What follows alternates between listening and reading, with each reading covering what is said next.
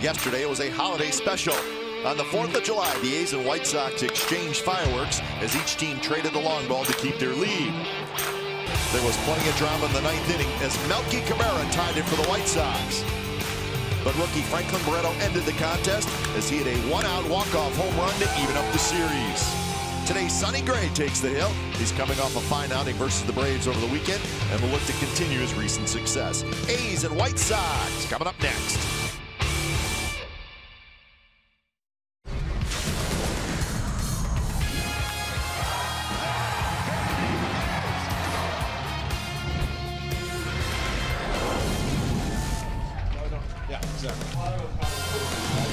It is the final game of the homestand from the Coliseum. It is also the rubber game of the series. Franklin Barreto, the hero from yesterday, well, he's in the lineup today. No surprise there. And Sonny Gray is going to get the ball for the Athletics. It's the A's and the Chicago White Sox coming up on NBC Sports California, powered by Xfinity.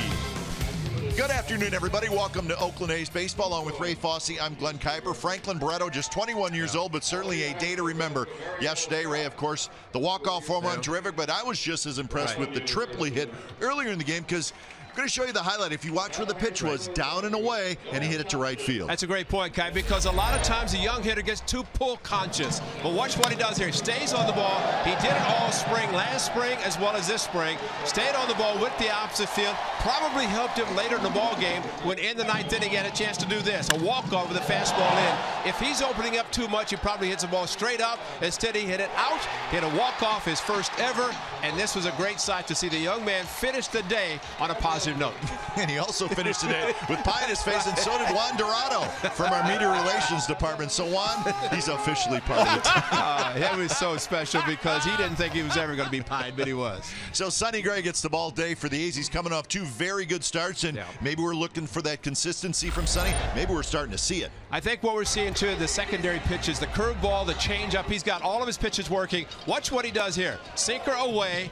Then he goes fastball to Marquez, and then he finishes off with a breaking pitch here. So he's got all of his pitches working very effectively. I think that's what makes him so good, and that's why so many clubs like him, because he's under control, but he has some quality pitches that he can throw anytime. All right, so Sonny Gray today for the A's. He will be opposed by the veteran right-hander Mike Pelfrey. Now, the A's beat Pelfrey 12 days ago in Chicago. So that's your pitching matchup. It's the A's and the White Sox, rubber game of the series coming up from the Coliseum. We'll have lineups at first pitch right after this.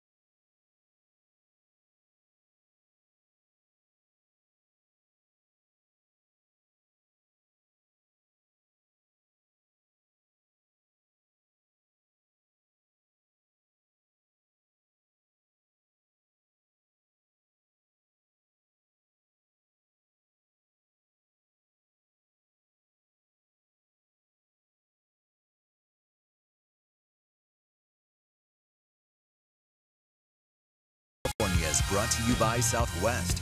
Yes to low fares with nothing to hide. That's transparency. By Toyota, the full-line automaker with the longest-lasting vehicles in America. Toyota, let's go places. And by Jack in the Box.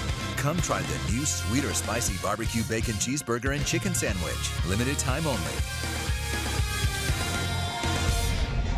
So here come the Athletics. Rubber game of the series, the A's and the White Sox. Bruce Maxwell will catch Sonny Gray today. See if the A's can get a series win. Game time weather for today is presented by the Santa Cruz Beach Boardwalk. Get to the beach. The admission-free boardwalk is open daily. Nice day, 68 degrees. Crowd still filing in. It's not going to be a real huge crowd today, but a nice day to watch a ball game. Mid-afternoon day game here at the Coliseum. Starting lineup for the Chicago White Sox. It's brought to you by Southwest Airlines. Adam Engel will be in center field. Melky Cabrera left. Jose Abreu at first. And it's Garcia, Frazier, Davidson, three powerful right-handed hitters hitting 4, 5, and 6, followed by Anderson, Smith, and Sanchez. Sonny Gray started against the White Sox on the 25th of June, won by a score 5-3. I'd like to continue that today. 7 innings pitching in that game, 102 pitches. Makes his 13th start today for the Athletics. Defensively for the A's, Davis, Brugman, and Joyce in the outfield. That's Rajay Davis in left field. Chapman, Barreto, Lowry, Alonso on the infield with Maxwell doing the catching. So we're set for baseball as Sonny Gray toes the rubber. Adam Engel steps in the box. And here is the first pitch of the game from Gray. And it's right there for a strike. Engel, who hit a home run off Sonny Gray in Chicago. Is the only blemish. He gave up a couple of runs, did Sonny, only one earned. And the home run by Engel, which I think, as we saw when he was trying to catch up to a fastball, could not, but he did with Sonny. So quick 0-2 to Adam Engel, the center fielder, hitting .292, couple of home runs, 5 RBIs. Umpires today, that is Lance Barrett calling balls and strikes, and that is Bill Welke, who's the crew chief, and he's at first. Jim Reynolds is at second. Sean Barber is over at third. So Sonny Gray looking for his 4th win of the year, trying to even up his record at 4-4. That was a pitch right there we talked about in our open about the importance. The secondary pitch, the good curveball. Maxwell does a good job, like all the catchers, blocking balls.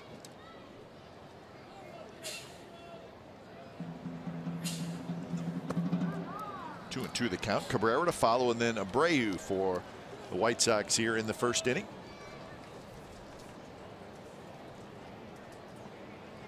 He's the reason that Franklin Barreto got a walk-off yesterday. That was Cabrera who tied the game in the 9th inning. Abreu swung on, gone.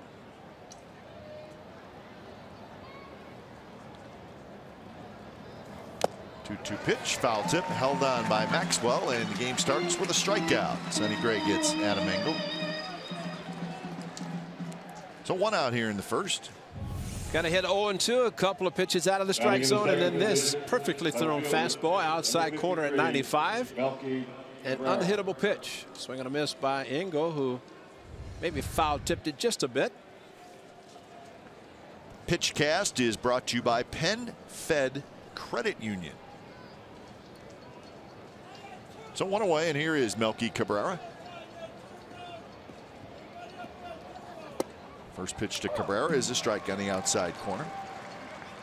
Big day yesterday for Cabrera, and he's had a really good series. He's 5 for 11 with a double, a homer, 4 RBIs, and 3 runs scored.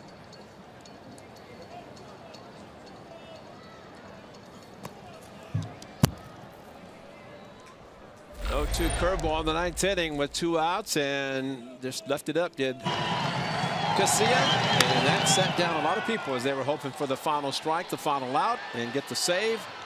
Throw just a little bit up the first base line from Rajay Davis. Yeah, Casilla not too happy. The A's did get the victory. See, Rajay Davis made the play a lot closer than I thought it was going to be, considering Anderson's speed. Charged the ball very nicely. Got a good throw off, but just a little bit offline.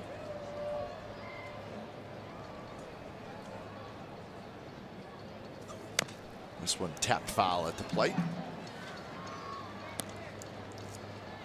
And Melky Cabrera We've seen him a lot, and he's always been a tough out.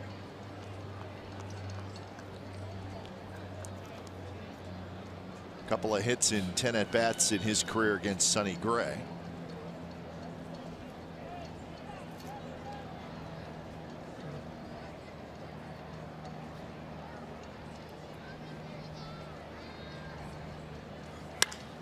Drives this one to center. Brugman backs up, and Brugman makes the catch. So a hard hit ball by Melky Cabrera, but Brugman is there. 2 away here in the first. Back-to-back batters, 2-2. Throw a fastball. Got outs in both cases.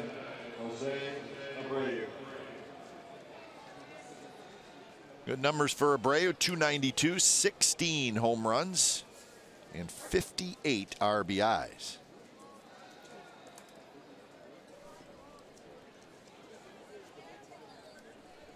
His 58 RBIs is 5th best in the American League. Aaron Judge leads the league in RBIs. Nelson Cruz is 2nd. Sano and Cano are tied for 3rd, and then Abreu just a couple of RBIs behind Sano and Cano. Did you try to rhyme that? I like saying that. It's kind of fun. I just realized it as I looked at the leaders, Sano and Cano. Don't blink here, because when you see what happens here, don't blink. Boom, gone. They said Aaron Judge dented the scoreboard in New York. That might have dented. I'm glad those people who are having the hot dog eating contest were not there, because that ball got into the barbecue terrace so quickly. I asked Hawk, I said, did you have enough time to say put it on the board? And he said, nope. Put it on the board. You got to say it really fast. He got put out, and that was it. So 2-1 the count to Jose Abreu. Today, any 95-mile-per-hour fastball is our fast pitch, brought to you by Xfinity, the fastest Wi-Fi at home and on the go. Sonny Gray looking for a nice clean first inning.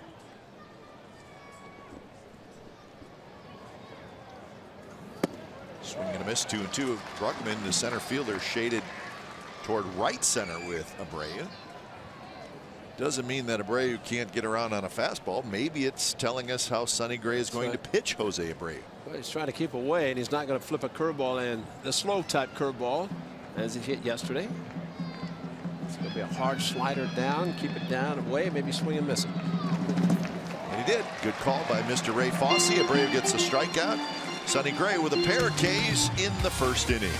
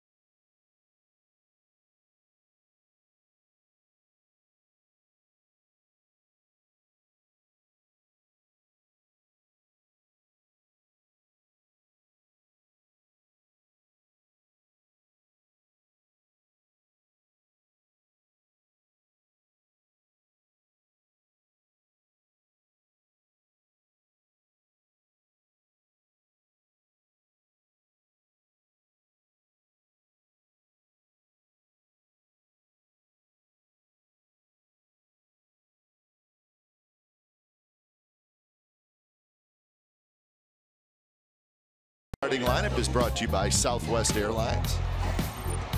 It'll be Joyce Lowry, Chris Davis, Alonzo Maxwell Barreto, Chapman Brugman, and Rajay Davis. That's your Oakland A's starting lineup for today. And it will be the veteran right-hander Mike Pelfrey on the mound for the Chicago White Sox. The A's faced him on the Friday night, a game in which Jerry Terrell Cotton pitched, and He did great the first 2 batters, then walked to Jed Lowry.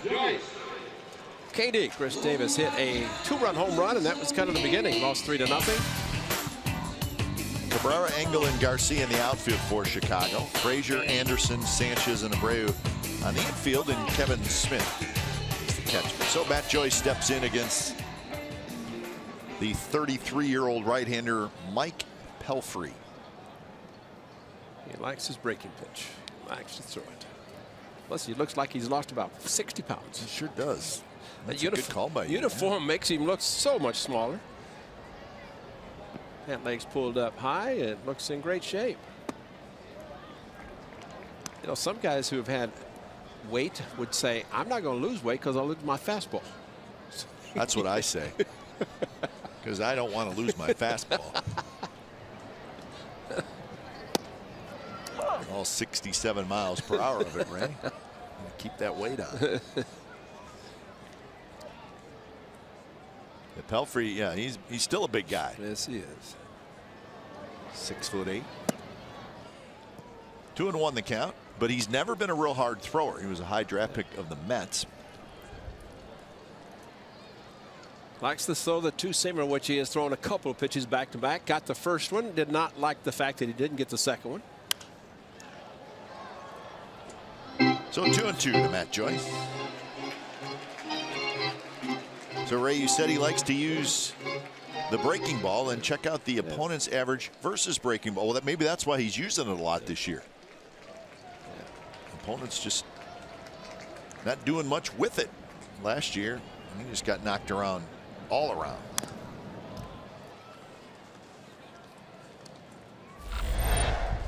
This is what Matt Joyce did on the 23rd. That was against Pelfrey. 3-2 fastball. Maybe think in hindsight throw a breaking pitch, but Matt took him deep to right center. That was the 3rd run after the 2-run home run by KD. 2 pitches inside. He pitched into the 5th inning that night, 4 2/3 innings. He walked 5, so that was an issue for him. So he's never beaten the Athletics. 0-5, 7.56. There's a drive toward left center field. That's going to get down. Engel on the backhand, then drops it. Joyce is going to go to second, and he'll make it sliding. So Engel, he got over there to cut it off. But when he went to backhand it, it just popped out of his glove. They're going to give Joyce a double. Yeah, I think, you know, he kind of hesitated a little bit around first base, wondering whether he's going to try for 2, leading off the game. But you're right, Engel with the backhand just jabbed at it and maybe trying to stop it from going past him. And Joyce really did a good job as he rounded first base. He didn't really break stride. He just kind of momentarily hesitated and then just kept going. Maybe just that's what you do. You think 2. He saw that Engel couldn't handle the ball, and it's a good double. Expo brought to you by Cache Creek Casino Resort. Yeah, so 14th double of the year for Joyce. That's why I think Bob Melvin likes Matt Joyce against righties in the leadoff spot. Good on base percentage.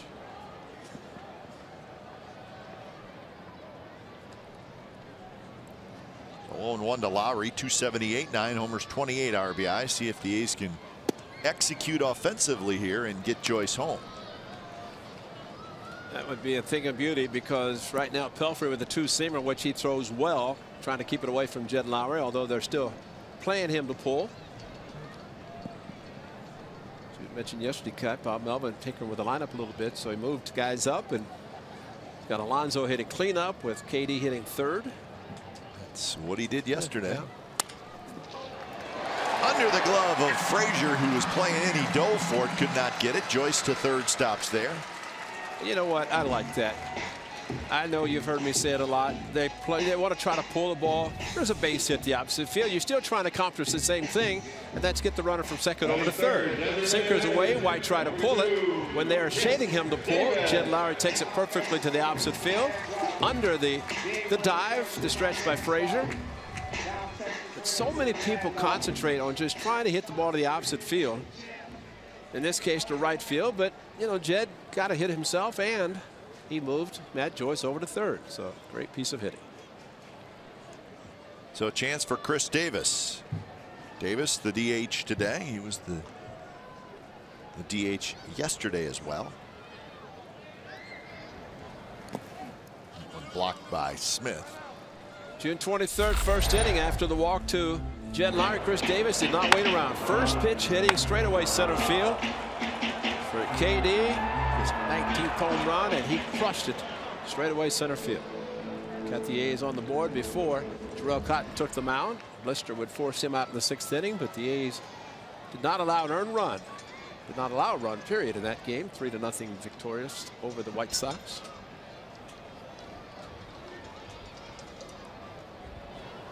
One 1-0 pitch. Breaking balls outside. 2-0. Davis yesterday 1 for 4. Single and scored a run in the series. 1 for 8. Good numbers. 23 home runs and 57 RBIs.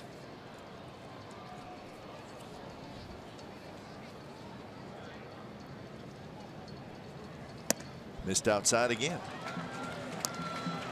Now with the two-seamer, a pitcher has a tendency to try to bring the ball back out over the plate to the outside corner. Lonzo hitting 4, 2 home runs yesterday. Big day for the All-Star.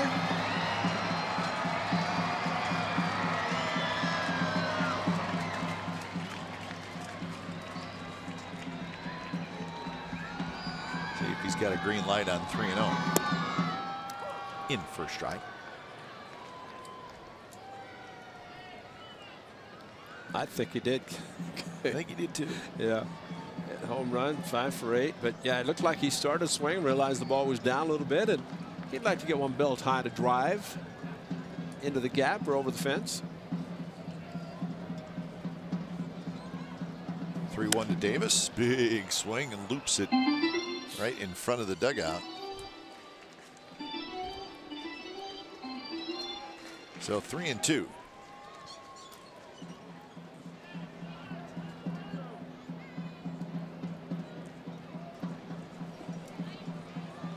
So full count, nobody out.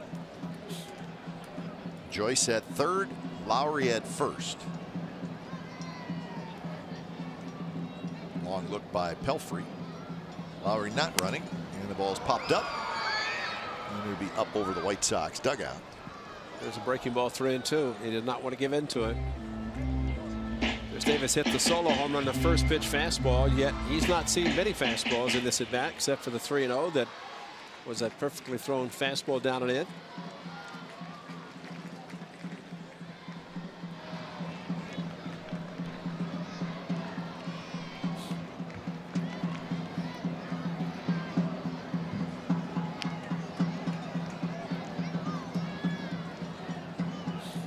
So another 3-2 to Davis.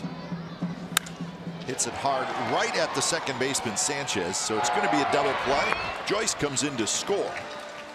So the A's take a 1-0 lead. Davis hit that ball hard, but Yelmer Sanchez, the second baseman, was playing right there, and he just scooped it up, stepped on the bag, and finished the double play.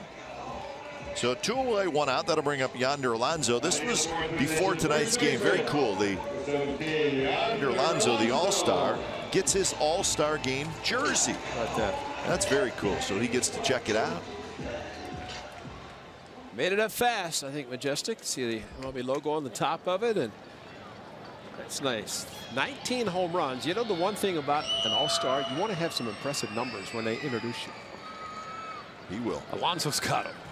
He still has 5 games to go. He might get to 20. Of course, at 19, he's 10 more than he's ever hit in a single season. This one hit down the left field line, but it's foul. Like that home run distance. Alonso also has 13 doubles on the year.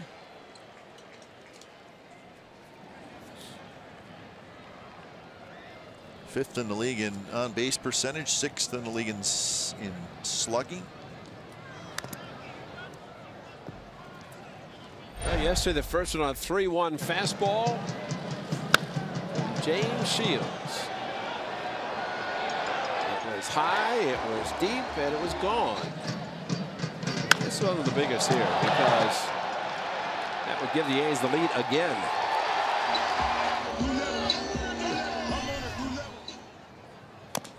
taps this one foul. I think the nice thing about yesterday was the fact that the A's kept losing the lead and then got it back. So Yonder Alonso headed to South Beach, and he will have good numbers. Some of the other All-Star first baseman selections from the Athletics: Moss, Giambi, Jaha, McGuire, Gene Tennis back in 1975. And we mentioned it the other day, Ray, the fact that Yonder Alonso was the leading vote getter on the players' ballot. See, I think that's pretty cool. I think that's more impressive, really, than the fan ballot, because that seems to be more of a popularity. But if your peers vote you in, I think that's better than anything. Well, I would think that it. Listen, I mean, the fans' vote is great too, but from player to player, I think that probably means a little bit more to the player. Yeah, I got it. I'm an all-star, and I'm a nice guy. And you know what? And don't get me wrong. I think the fans should have the right.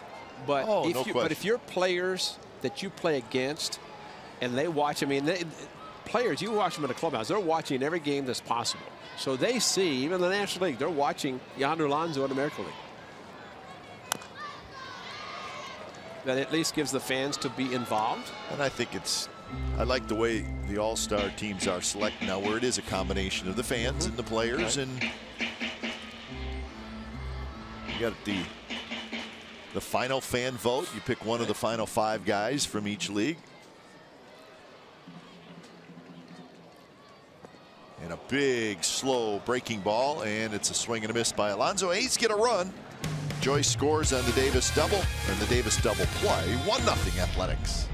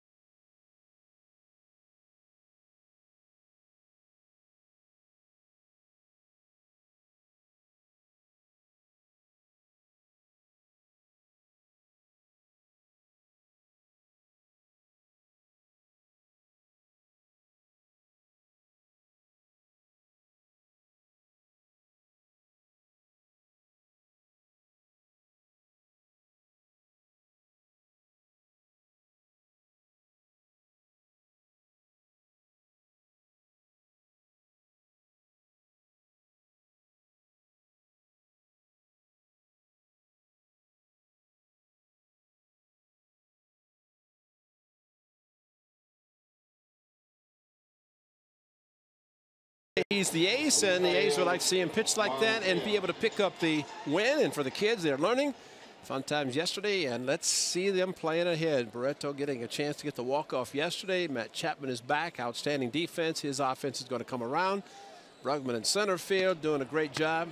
So they are learning, getting a chance to play at this level, and it's almost like going to school every day at the Major League level, because they are learning a lot. I give credit to the coaches for teaching them a lot. Mike Aldretti with the outfielders. Darren Bush, of course, hitters. Chip Hale had a bunch of infielders out this morning. So it's all working out well. And what a great opportunity for young players to get a chance to learn at this level. Garcia, Frazier, and Davidson for the White Sox. A's with an early 1-0 lead. Garcia, like Yonder Alonso, will be headed to Miami for the first time. So Alicia Garcia, he's excited about next week, I'm sure.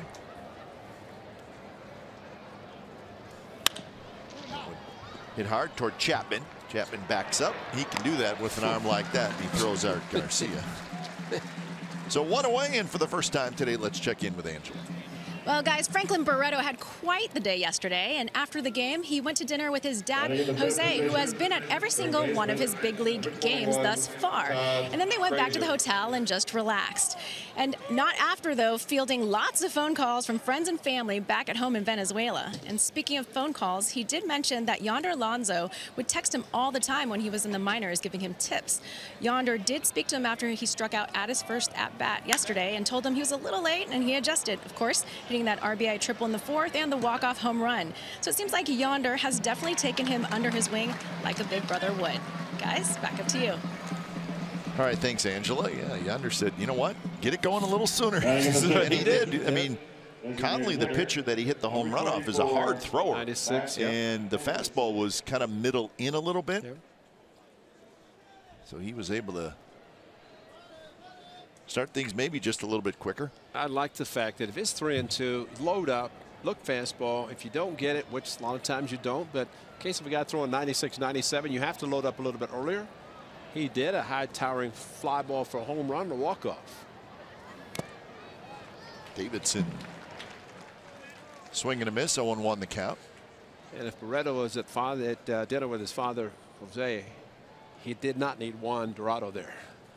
They just had a nice dinner. You never know. Juan, though. Juan may have been there just to help out. He took one. That was great yesterday.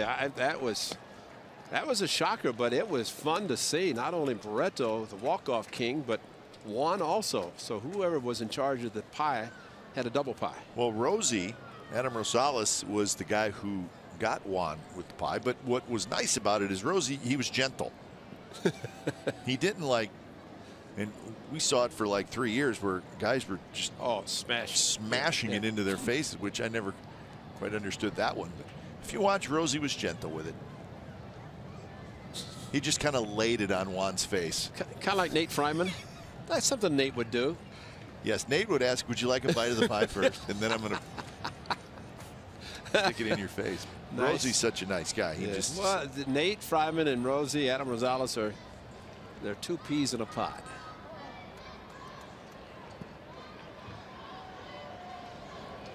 You know what, this 0-2 pitch is taking a long time to determine exactly what it's going to be. The outcome's in doubt. All right, so just watch it. Watch how nice Rosie is. He's got both of them. So he gets him. That's pretty good. But watch, he slows up with Juan. Yeah. Oh, Juan, you're a first timer, Juan. Bang. And Juan just cool said, oh. They should have gotten Stomper right behind him. Oh man. Juan's he's a good egg. He had fun with it.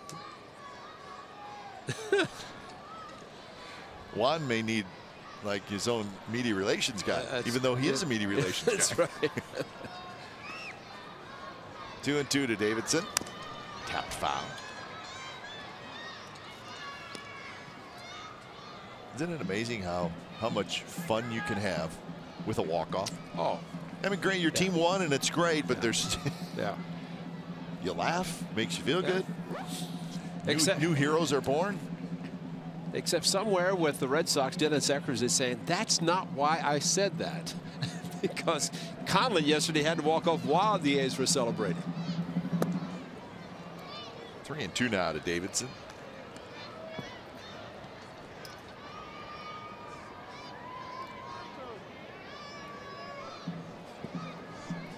Yeah, it was the 6th walk-off for the A's this year, so that's a pretty good number. Yeah, they had, what, 12 or 13 in 2012, I think 13. On the ground, right to Barreto. Barreto has it. Throws a little bit low. His buddy Yonder Alonso digs it out. No problem. 6 up, 6 down for Sonny Gray. Bottom of the 2nd coming up.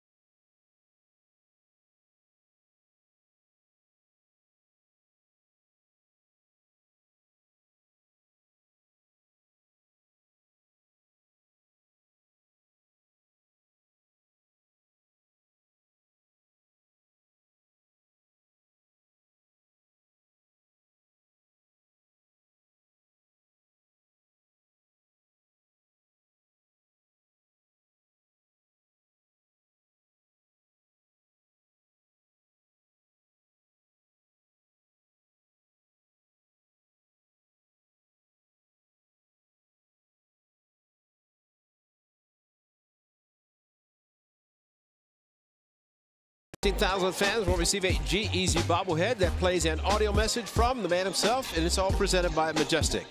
Bobblehead features Oakland's own G-Eazy, the world-famous rapper and lifelong A's fan. Plus, be at the game to throw out the ceremonial first pitch that night. For tickets, visit athletics.com/promotions. A lot of great bobblehead giveaways this year. I can't wait to hear G-Eazy sing. Well, it won't be the first time you've heard him sing. I mean, I've heard that blaring out of your car windows, a little G-Eazy. Right. Car's pumping a little bit as you pull into F-lot.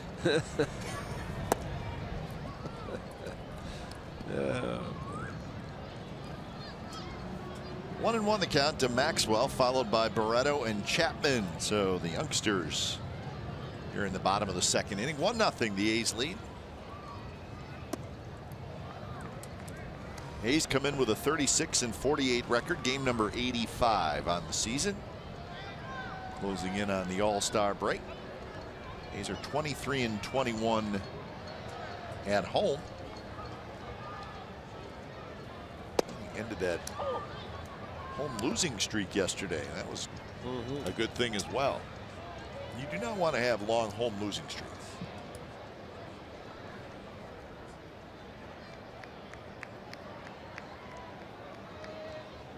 2-2.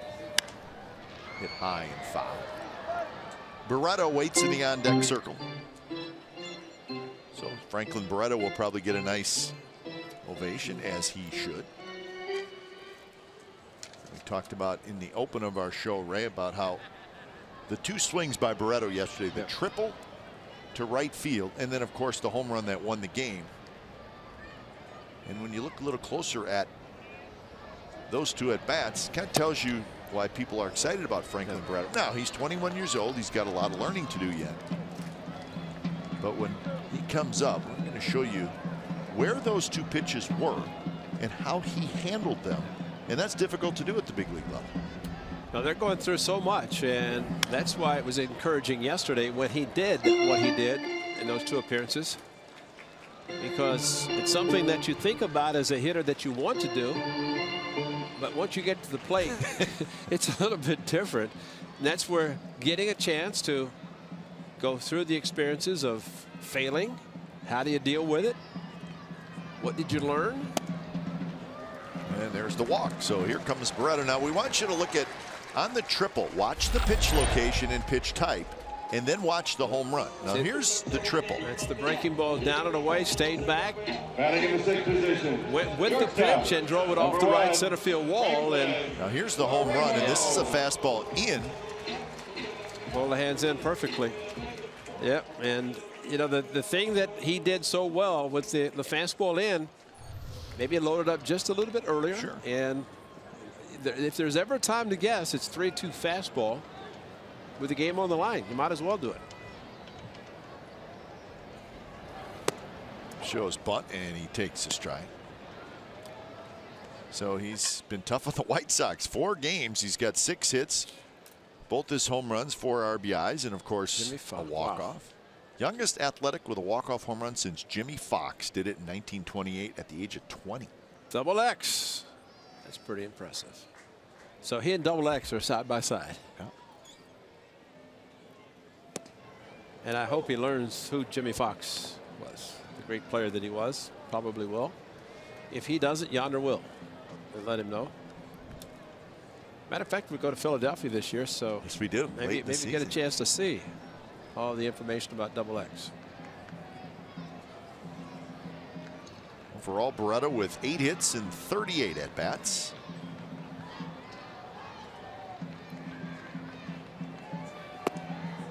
That one down and away. 1-2 the count. Chapman to follow. I think what you see also in someone like Franklin Barreto, he's so young, and every day, every at bat, every pitch is something new, but it relaxes him just a little bit more when he comes through as he did yesterday. Maybe not pressing as much, and I tell you, give Bob Millman credit for putting him in the lineup, whether it's second or short. Taps this one up the third base line, but foul. never get to see enough of this, and that's Franklin Barreto, who, when you're struggling a little bit and you can do this, all the failures are erased in one swing of the bat, especially when it's a game winner. And you wear the number 1. That's pretty impressive in itself. The look on Juan's face was priceless.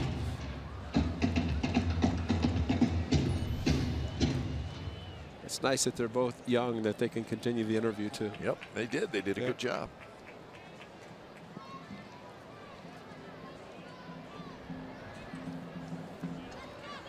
"36 pitches already for Pelfrey.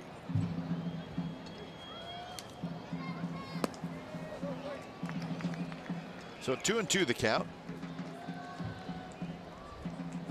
He's already had 3 3-2 counts in the first 5 batters, and 1 pitch away from making it another.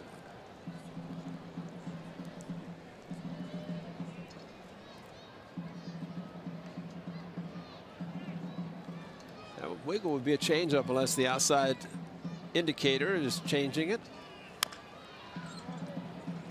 That one was on the inside part. Barreto rolls it foul down toward the A's bullpen. Pelfrey, remember, he was with the Detroit Tigers. The Tigers let him go right at the end of spring training, and soon after that he signed a minor league deal with the White Sox. Spent a couple of weeks in AAA Charlotte and then got to the big leagues on the 22nd of April. And he's been in the rotation pretty much since then. Hanging breaking ball, just trying to protect with a couple of strikes, and good job of doing that. Yesterday, before he hit the home run, he might have swung through the curveball. Rick Renteria, the manager, going through signs for his catcher.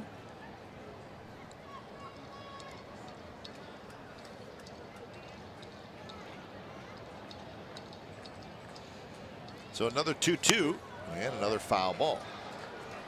Remember the White Sox, of course, they traded Chris Sale, and we talked about one of the players they got, Moncada. They also got a pitcher by the name of Michael Kopech, who's supposed to be a star in the making. Remember, they traded Adam Eaton to the Nationals, and they got 2 good young pitchers, Lucas Giolito and Ronaldo Lopez. There's 3 right-handers. They're pretty close to being ready for the big leagues, and I think everybody in the White Sox rotation right now, except for maybe Quintana, is just holding a spot down for those 3 youngsters. Barreto trying to beat it out at first, and he does. So Maxwell, the lead runner, is retired. Fielder's choice for Barreto. That's impressive to watch that young man run as hard as he did. And the shortstop, Anderson, really had the option of going to the bag himself. He decided to feed it to Sanchez. But watching Barreto hustle down the line to avoid a double play, which probably should have been turned, that's impressive. Out of the box, kind of rolled over a little bit, so he's out pretty quickly, but he did not hesitate. No, Sanchez was there plenty of time. It's just the hustle. Barreto avoided the double play. You can be upset once you cross the bag or head back to dugout, but not while you're running to first base, and he showed that. So here's Matt Chapman. Chapman, 4 hits, 22 at bats. He's got 3 RBIs. One of those 4 hits is a double.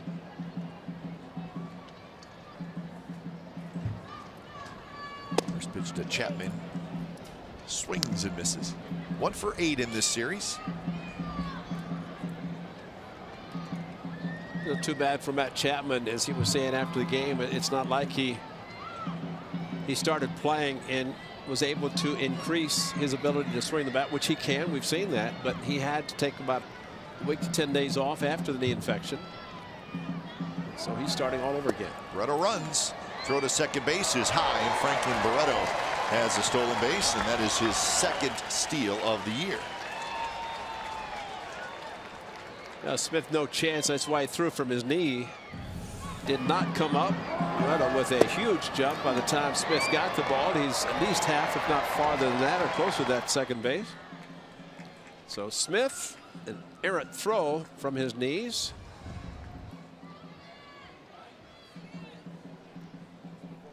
So RBI opportunity for Chapman. 1-1 the count.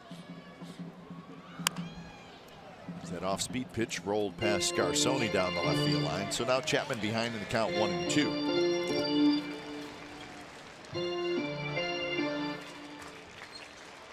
He's got their run last inning. Joyce led off the bottom of the first with a double. Lowry single to put runners at first and third, and then Chris Davis hit into a double play. And Joyce came in to score.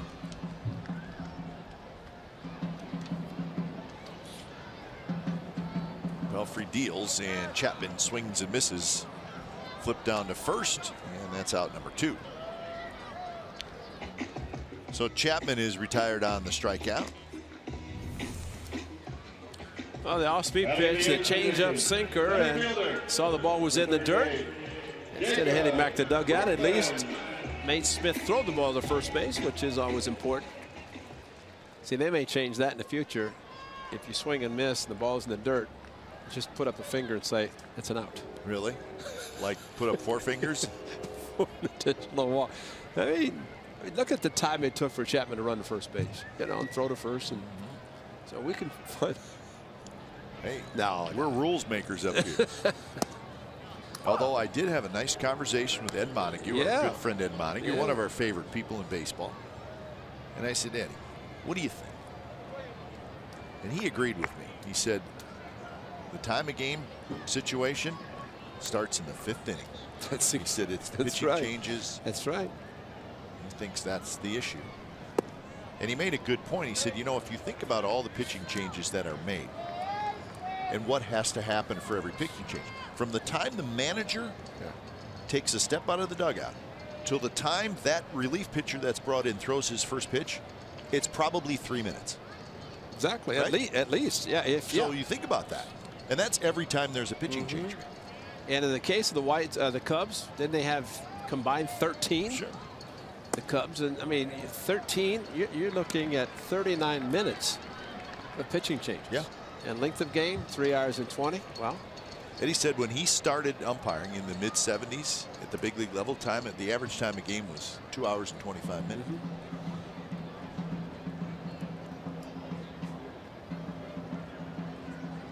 2-1 to Jacob Bruckman. And I don't want anybody to think you and I are sitting up here thinking, oh, games are too long, la la la. It's what Major League Baseball is trying to improve on. I mean, it's become a big issue. It's a pace. You're right. I mean, if there's action, games go smoothly. Take as long as there's action. But that's exactly right. But if you're having pitching changes and adding 3 minutes to every pitching change, and you're right, from the 5th, 6th inning on, you hope to start at go 6. For multiple reasons now. You know, I wonder if they change this thing about a quality start being 6 innings, 3 runs, which is a 4.5 ERA. What if they go 7? 7 and 3. Yeah, and then maybe there's a little bit more incentive. Or how about this? 6 innings, 2 runs, 7 innings, 3 runs. Yeah. That's what it should be, because that's an ERA under 4 for both of them. And 6 and 3, I'm sorry, just really, that's not. I mean, you pitch 6 innings, 100+ pitches or whatever every 5 days. That's a good job. You get it. Brugman takes a little bit outside, very close pitch. So 3-2. We've said that a lot today, partner. That's 1, 2, 3, 4. Pitch number 52 coming up for Pelfrey.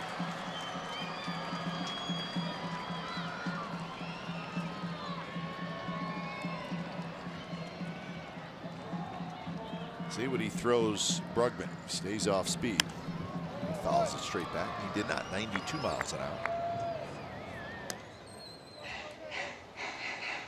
That's the 12th foul ball with 2 strikes in the first 8 hitters.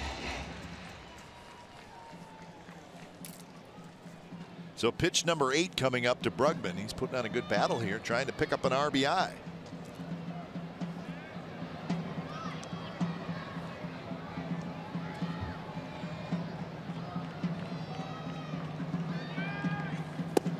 Just missed outside with a fastball. So Brugman a very good at bat, and he ends up getting the walk. Remember yesterday, whatever got the cutter from James Shields and headed to first base. I said, you sold that quite well. He said, I knew I couldn't hit it, so I just dropped the bat and started running. And he said, if he's going to call me out, he's going to call me out. But he said, I'm going to try. And he was able to sell it and did a good job. And that's what you have to do as a hitter. If you're looking at a close pitch and you don't swing, you better leave. Don't wait and give it the opportunity there. So the pitch count, 24 pitches in the first inning, 29 here in the second inning. So here's Rajay Davis, the 9th place hitter. First pitch to Davis is a breaking ball outside.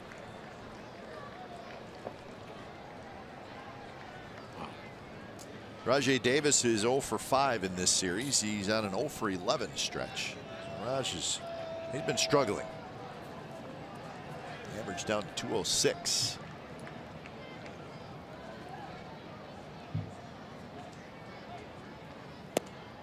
Another breaking ball, and it's 2-0.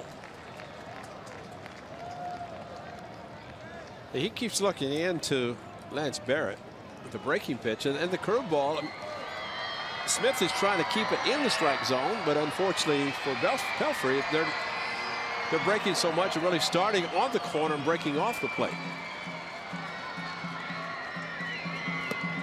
And he stayed with a breaking ball again. This time he gets Davis to swing and miss, so Rajay a little anxious. Well, you hit down in this part of the order, you're seeing a lot of breaking pitches. Right-handed hitters are getting outside. Don't even think about pulling. Just go opposite field if you can. Just sit on the off-speed pitch outside. It's 93. Sure, you might get burnt a little bit, but you can also react on a pitch that's inside if it's a fastball.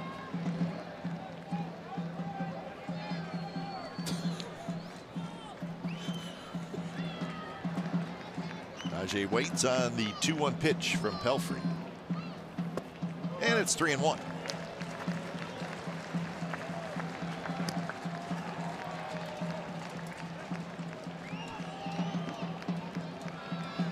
I say 3-1 breaking ball, Ray. I'd say. You're saying fastball? Yeah, I'd say it's a breaking ball. I mean, that's kind of been 57 times so far. He's done. Sonny may go down to the bullpen and throw it. And it was flipped in a breaking ball for a strike, so now it's 3-2. So the runners will take off. Plenty of speed with Barreto and Bruckman. Yeah, there's your breaking ball. So if you throw it 3-1, do you throw it 3-2? As many as he's thrown.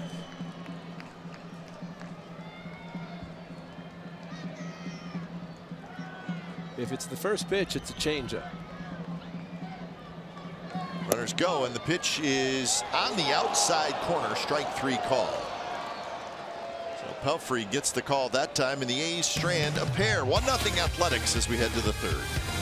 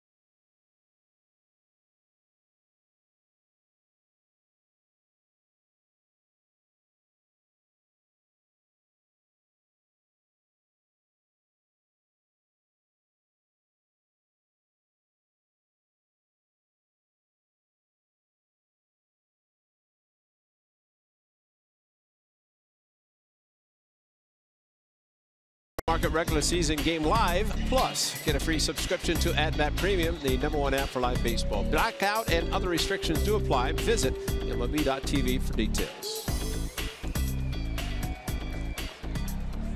Youngsters are having a good time down in the, or out in right field, second level. I see a lot of red, blue, and yellow shirts. Youngsters are having a good time.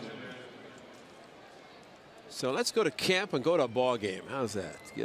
That's a good deal. Yeah, school's out, go to camp. Get to go to a baseball game. So whether you're in school and take a field trip or go to camp in the summertime, still get to go to see some baseball. And today they're getting a chance to see a lot of baseball. A lot of pitches thrown. Tim Anderson leading it off. Sonny Gray has retired the first 6.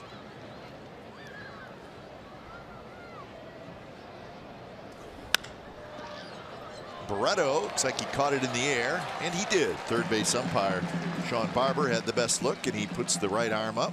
Says, indeed he did. All right, check this out. Instruments of change. Secondary pitches prior to the All-Star break. Now, secondary pitches is everything that's not a fastball. No. So you look at last year and you look at this year. Opponent's average versus the changeup. So that's been significantly better. And opponent's average versus the slider. And that's down just a little bit. And when I say that's down, meaning the opponent's average. So the big drop is the changeup. Sonny does not throw a lot of changeups, but when he does, he's had success with it. You know what I think a lot of times we showed in our open, showed really 3 strikeouts on 3 different pitches. The one like a 2-seamer, but it looks like a changeup. And you think of Felix Hernandez, who the A's will probably see on Sunday. He throws a 90-91 mile an hour changeup. And it looks like it's coming in like a fastball, but then that's the difference in the velocity enough to do that. But the fact that Sonny can throw that pitch, the sinker, the changeup, the slider, curveball, and then sink a fastball as he did to Marquez in his last start against the Braves.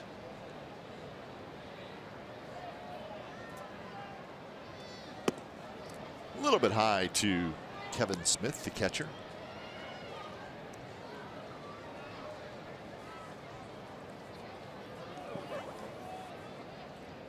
Smith came into the game yesterday. He did not start. He actually batted in the 9th inning, and he got a base hit. So he was part of that game-tying rally by the White Sox in the top of the 9th inning. And you know that play where the ball was up the middle and Jed Lowry threw back to Barreto. That was Smith's ball. Exactly. And you know that's a play that in the future Barreto's going to stretch him because he knows he only has one chance to you act like a first baseman. And you know, talking to Jed a little bit yesterday after the game, and he kind of indicated that, and I'm sure they'll have a conversation. But again, all these little things that happen, it's all learning. Speaking of Lowry, cannot quite get this one, and it heads into right field. So Smith has a 1-out base hit.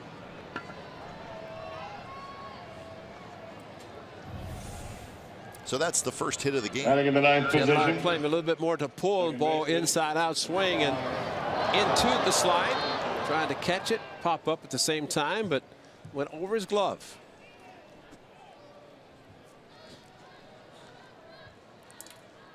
So 1-out base runner for the White Sox. Here's Yolmer Sanchez.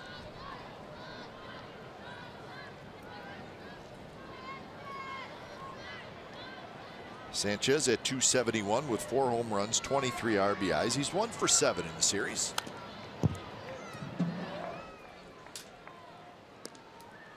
White Sox are 37-46.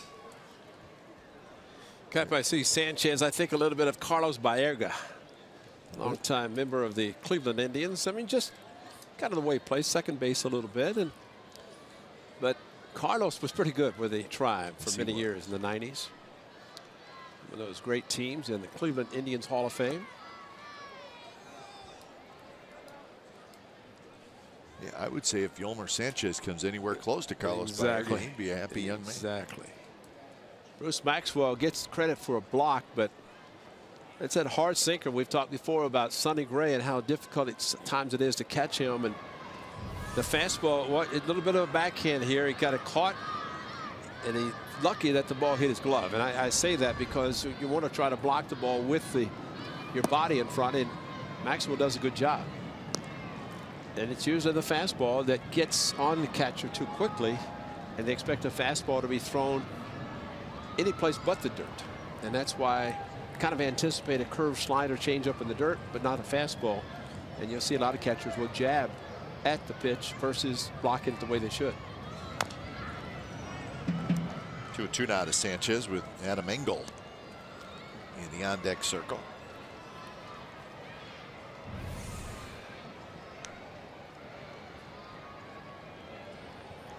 Bounced up back knee like Abreu yesterday, maybe.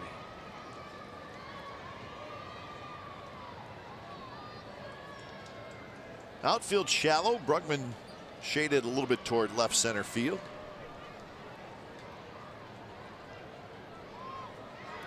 Sonny kicks and deals. The ball's bounced slowly on the right side. Lowry will get the out at first base. Kevin Smith now at second base, but 2 outs.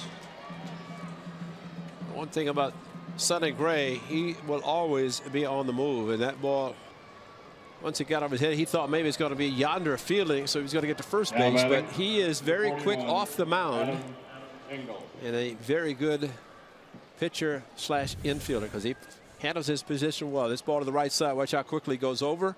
Thinks about that it's going to first base and just to be there just in case. But he is very quick off the mound every time the ball is hit, especially on the right side. Didn't have to cover that time, but he would have been there.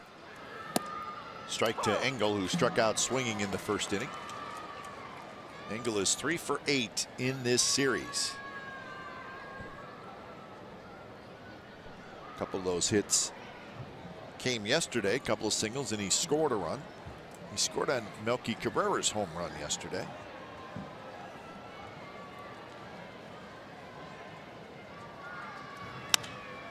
On the ground, Barreto has it. Barreto throws in time, side retired. So White Sox strand a runner. We're going to the bottom of the third. A's 1, White Sox nothing.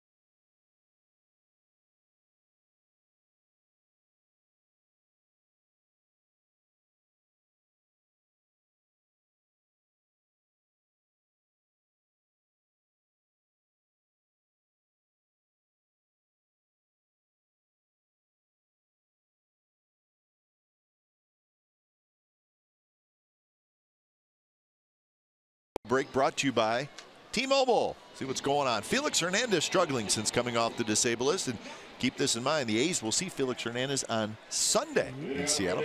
Carlos Correa left yesterday's game, injured his left thumb sliding into home plate. X-rays are negative. And Terry Francona missed last night's game versus the Padres. So he's missed a little bit of time lately. And it's too bad. I want to make sure Terry Francona's okay.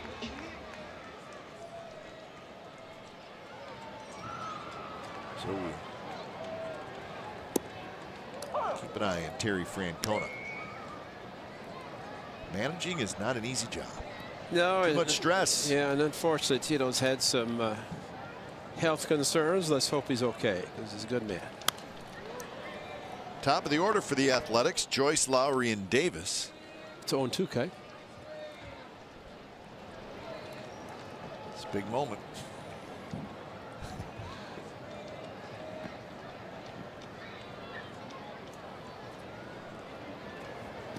Joyce doubled to left center in the first inning, and then he scored.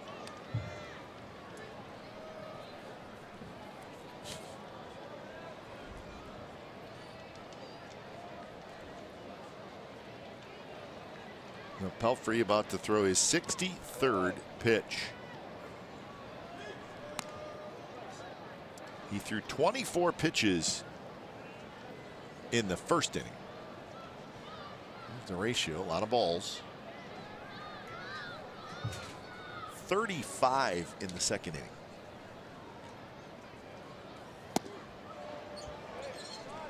No swing, and that was a very close pitch. See, that's why he's looking in. I think he wanted the pitch called a strike, not the appeal to third base. Matt Joyce got a break both ways. Maybe not a swing, but the pitch was close. That one is just foul. Count is full, Ray. 3-2. Oh my. 1, 2, 3, 4, 6th. 3-2 count.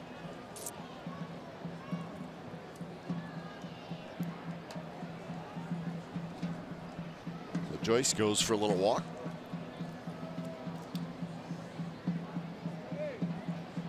Todd Frazier, the third baseman, is the only defender on the left side of the infield.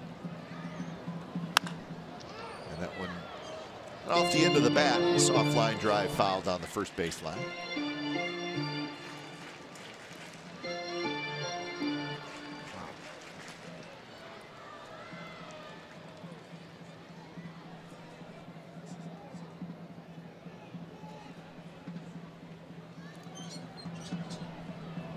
So another 3-2. Here it is, and a curveball fouled straight back.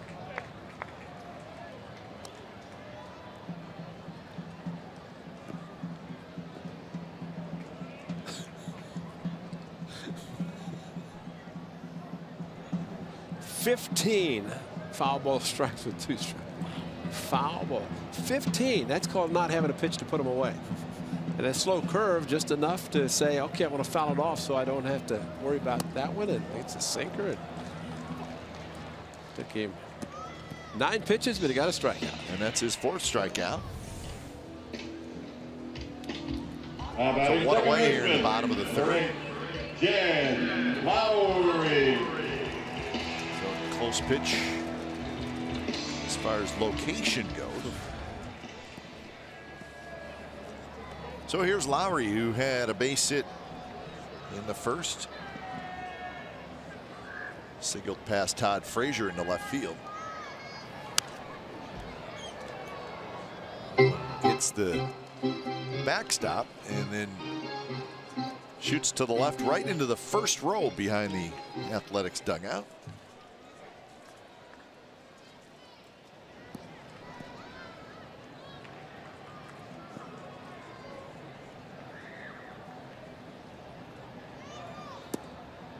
Off speed outside by Pelfrey, but he does throw a lot of off speed pitches, doesn't he? Yes, he does.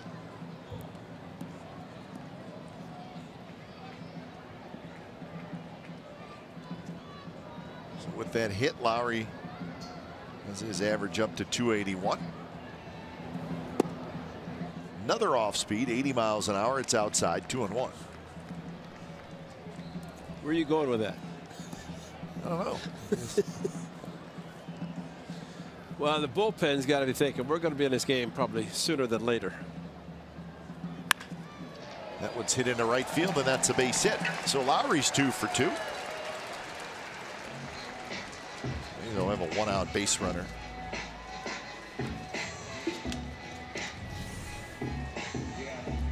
Now batting designated hitter. Well, got the 2-1 pitch, got it inside part of the plate, and Jed Lowry yanked it into right field. gap between first and second, almost like Abreu was playing the line guarding against extra bases.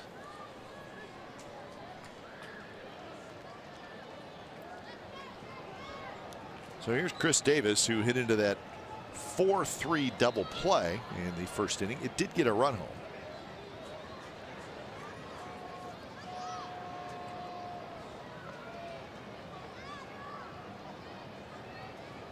First pitch, off speed for a strike.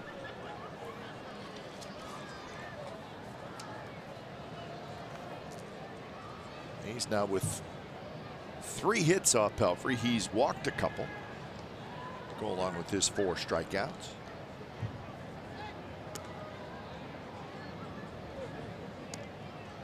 Interesting, Pelfrey.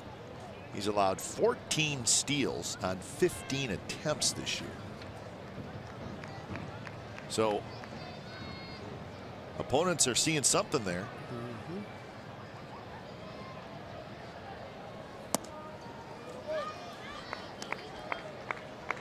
And it could be the fact that he throws a lot of off-speed pitches. Yeah, that's the biggest thing. He's got a decent fastball, and if you're a veteran, usually you have pretty good control of the fastball, but he's not throwing it a lot today.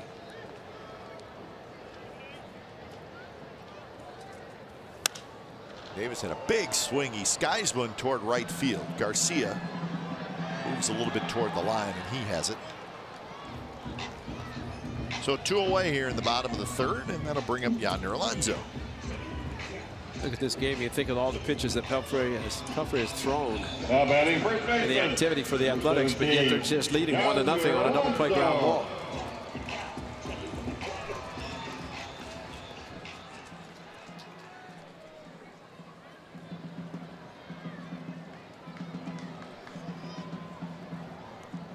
So Yonder steps in. Cuban flag out in left field. Thought it was interesting what Yonder said about what he's looking forward to with the All-Star game, but also the All-Star game festivities.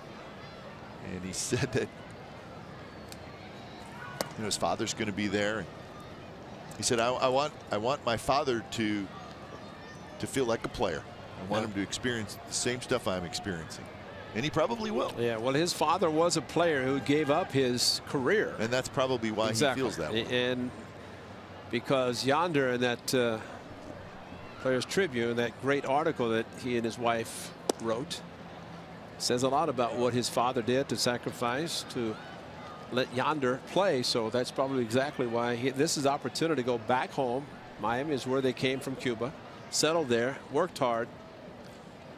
And now he gets to go back there to be an all-star. And if his brother-in-law, Manny Machado, plays 3rd at the same time, that's going to be really special. That's a good call, yeah. Because I think it's Yanni, the sister of Yonder, and married to Manny Machado. Did Manny make it? Has that already been injured? No, he did not. I don't think he's having a great year. Yeah, and plus he'd been injured quite a bit too. But there was some hope at the time before it was decided. But I did not see his name. Taken all the way on 3-0. 3-0 off speed pitch. Ray drops in there first drive.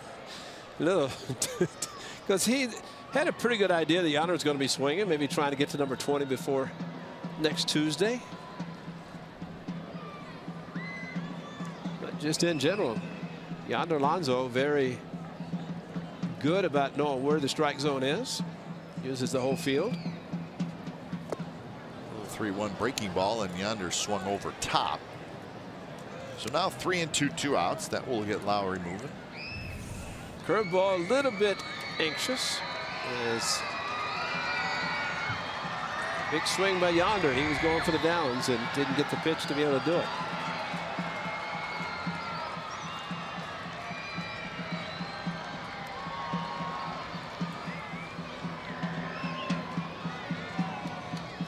So payoff pitch, and here it comes.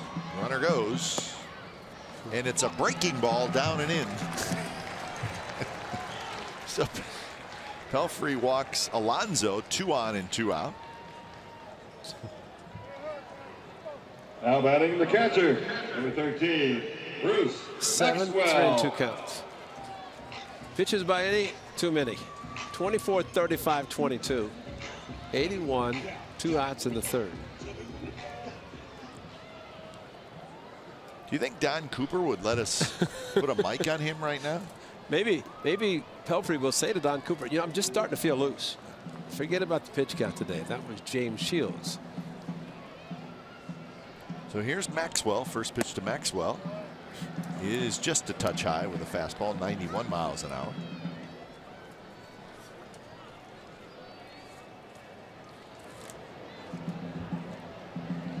.34 balls and 48 strikes for Pelfrey.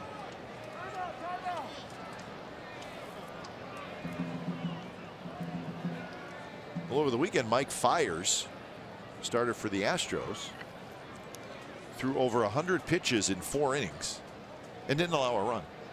Oh my gosh. Probably a few 3-2 counts there. One floats outside, 2-0 the count.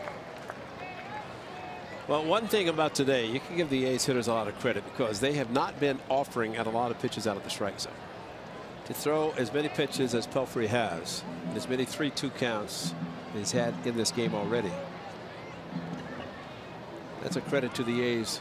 They're not really swinging at everything he's throwing. Foul back, just 2 out left, so the count now 2-1. Maxwell walked in the second inning. 1 of 3 walks now for Pelfrey. A young lady got a perfect July 5th souvenir.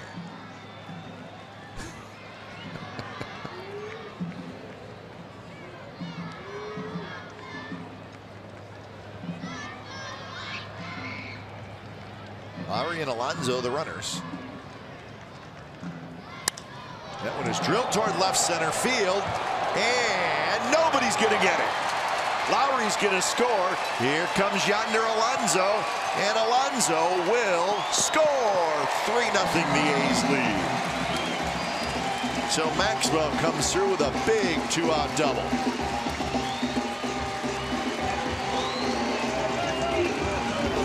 Great opportunity for Maxwell to go the direction that he does the best, and that's opposite field. Stayed on the pitch and hit it hard enough over Cabrera's head in left field. And with 2 outs, both runners able to take off immediately and score relatively easily. And that's a big hit. And especially Lowry is going to be able to score easily. Right behind him comes yonder Alonso. He's pushing all the way, and guys like it. So Maxwell gets his 4th and 5th RBIs, and here's Barreto.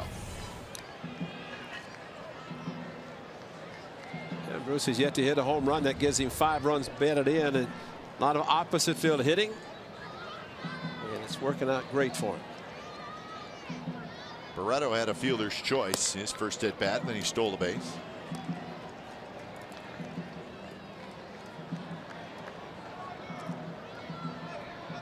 Nothing better than a 2-out RBI hit. That's what the A's just got from Maxwell.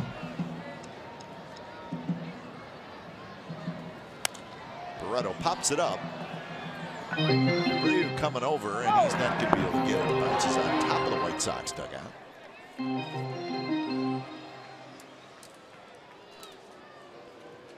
So Barreto behind in the count 1-2.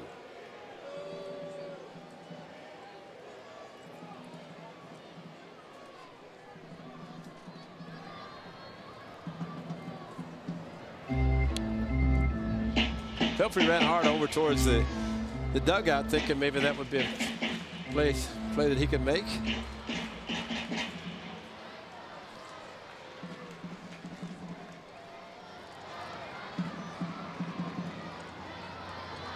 Pitch number 89 coming up from Pelfrey.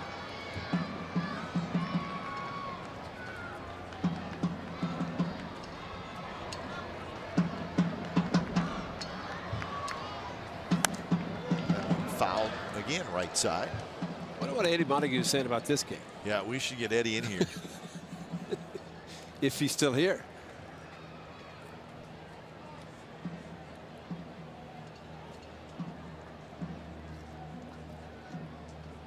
Barreto trying to pick up second straight 2-out hit here for the A's.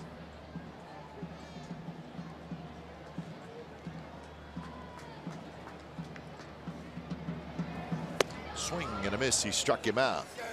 So the A's get 2 runs on 2 hits. There was a walk. Big hit by Bruce Maxwell. 3-0 Athletics after 3.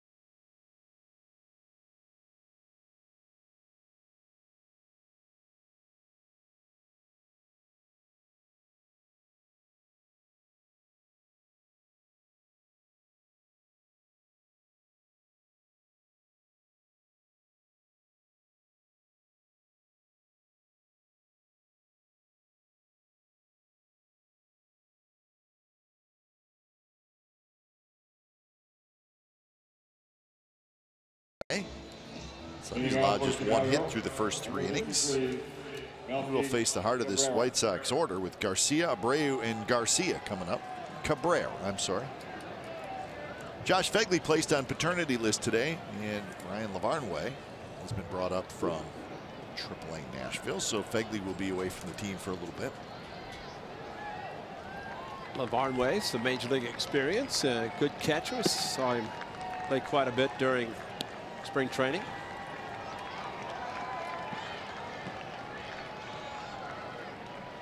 So 1-0 to Melky Cabrera. Cabrera hit a fly ball to center field in the first inning. There's a strike.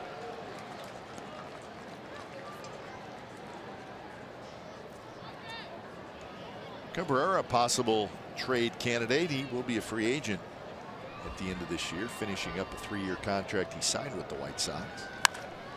And that one is belted to center. Brugman spins around. Brugman still going back. It's over his head and it bounces up over the wall. So Melky Cabrera finds second base, and he's got a ground rule double. Little inside out swing by Cabrera, his opposite field power, and yesterday breaking ball and stayed inside. The ball hit it towards right center, ended up in left center. Jacob Brugman there, and then where is it? It's over there, and it's a ground rule double. Ready to play it off the wall, but it hit over the top. Unfortunately, Maxwell got the 2-out, 2-run double because a 1-run game, especially the way Pelfrey's going, and now ends up giving up the 2-run double. Sonny Gray has 3-run cushion. And back to the question we have in the studio about the beginning. This is where you don't want it. Sure. Just try to make sure that your damage control. I mean, the really good pitchers just don't give up a lot of big innings. I mean, it's just hard to get 3 or 4 hits in an inning off a really good pitcher. Been good with shutdown innings. Sonny Gray, 16 out of 19. We'll have to work a little bit for this one with Abreu, Garcia, and Frazier, the next 3 hitters for Chicago.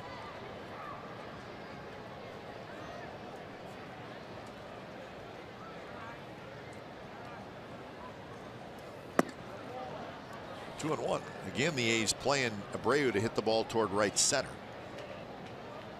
See, Bruckman shifted that way, maybe 3 or 4 steps. Jay Davis well off the line in left field.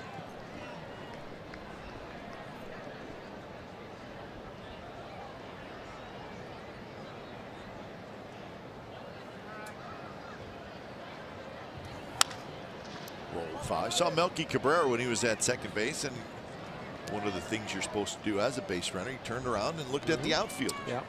And you really need to do it every pitch, because it's not uncommon for an outfielder to move because of a certain pitch. I mean, Bruckman just took 3 or 4 more steps into right center field. And that's a good point, Kat, because with 2 strikes, you figure a good hitter may not be swinging as hard and may try to stay on the ball a little bit longer, and as a result hit it the opposite field. So that's good positioning.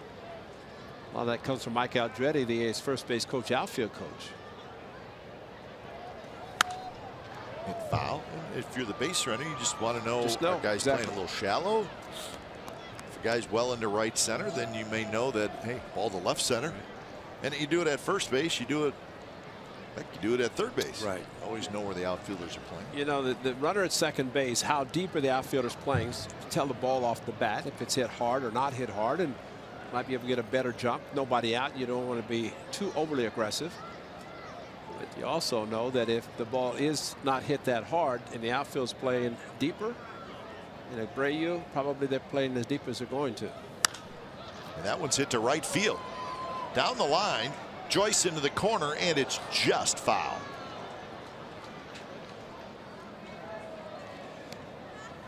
So White Sox maybe thought they had something there, but it was 3-4 feet foul. Ball slicing away from Matt Joyce. Good effort to get to the ball, but that close to being a fair ball.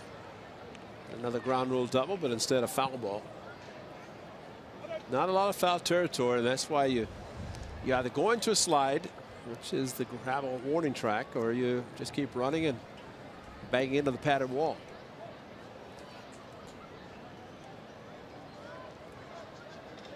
So Sonny about to throw pitch number 50.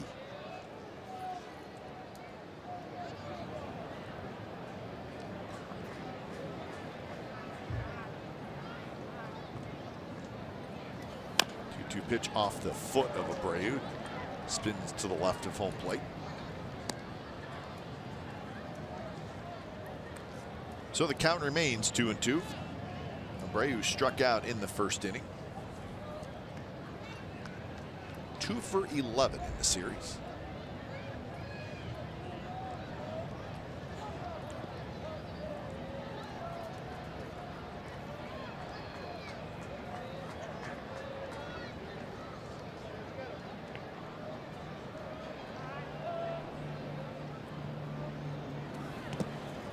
Blocked by Maxwell. So Sonny Gray trying to get Abreu to chase. He did not. Hit his first at bat, similar pitch. That was 2-2 that he went to, but this one a little bit farther out of the strike zone and in the dirt. Nice block by Maxwell. See the difference there, and that's a breaking ball you anticipated, and had the palm of the glove out towards the pitcher, down in between the legs.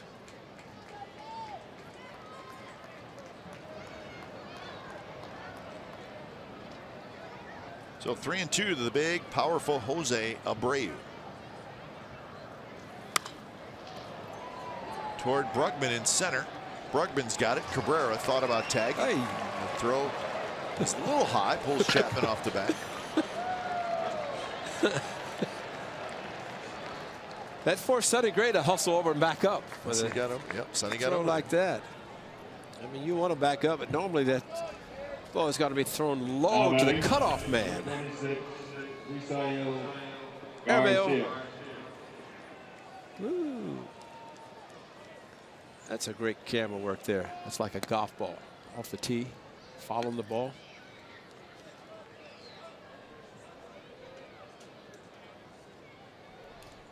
So as a pitcher, you're supposed to back up, but you're normally just a little casual back up, and yeah, you do not want that ball rolling into the dugout, because your manager will be waiting for you. But you don't want to have to sprint to where the ball is going to be eventually coming down. Here's Garcia. First pitch. Broken bat. Lowry has it, and this is going to be a nice, easy 4 unassisted double play. So Cabrera just took off. That's a mistake. The A's will take it. 3-0 Athletics as we go to the bottom of the 4th.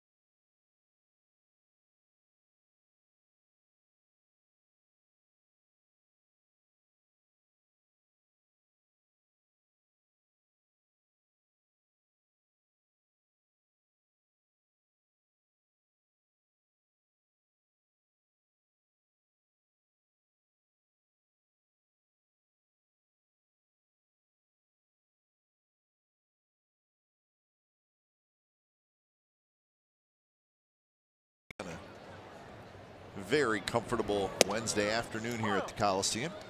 A's will head to Seattle after the game. 4-game series against the Mariners starting tomorrow night. In the hole, backhanded by Anderson. Anderson's throw. Abreu keeps his foot on the bag.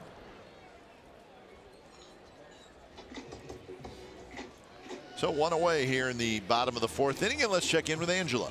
Well, which one of 5 A's players will be king and raising money for the charity of their choice? Well, fans will get to decide who is the king of the clubhouse when you purchase tickets for the game against the Indians on July 15th with special player coupon codes. Sean Doolittle, Ryan Healy, Liam Hendricks, Josh Fagley, and Adam Rosales are all competing. And besides bragging rights, 50% of every ticket goes back to charity, and the A's Community Fund will also award the winning player's charity of choice a donation as well. So go to athletics.com/king for more information. They're all great causes, so get your tickets now. Guys, back up to you. All right, thank you, Angela. Keep an eye on that. Notice how much quicker Pelfrey's working this half inning due to somebody warming up in the bullpen. Yeah, good idea. By the way, Kipe, your mention of Cabrera at second base and looking where the outfielders are playing. He broke on a ball that he thought the broken bat was going to land in center field in front of the center fielder. He may not have looked where the infielders were. That's right. But, you know, that's a great point because you have to notice where everybody's playing and the way the ball's hit off the bat. And it was a great point you made because the way it was hit, he thought it's going to be deep enough to get over Lowry's head into the outfield. He's going to score easily, which he would have. But unfortunately for him, fortunately for the A's, it went to Jed Lowry and he took it. It's 3-2 again. Well, and I think in the new era of shifts, then you really need to look at the infield because you see a middle infielder playing right behind second base. I don't know. Seems like almost half the time. Well, and you're right because that's where a pitcher. I mean, for a runner that's fine, but also for a pitcher. That one is belted to right center field. It's hit well. Nobody's going to get it, and that baby is gone. Wow. So Brugman homers, and the A's lead 4-0.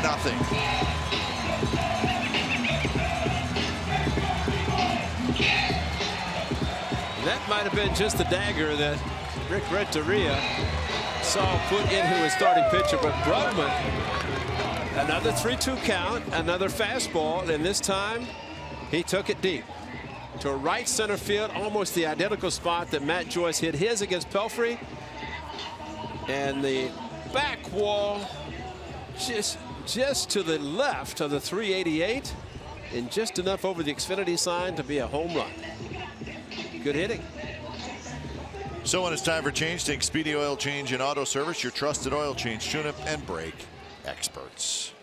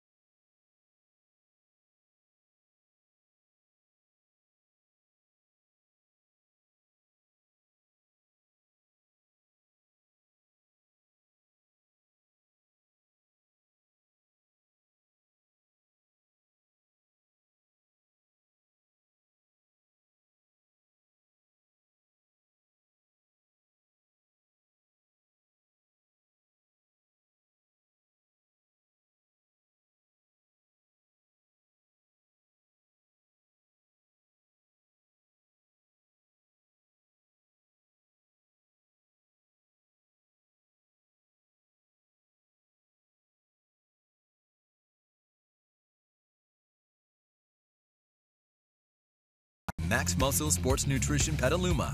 NPC athlete Lori Mathis is there to help you get in shape this summer.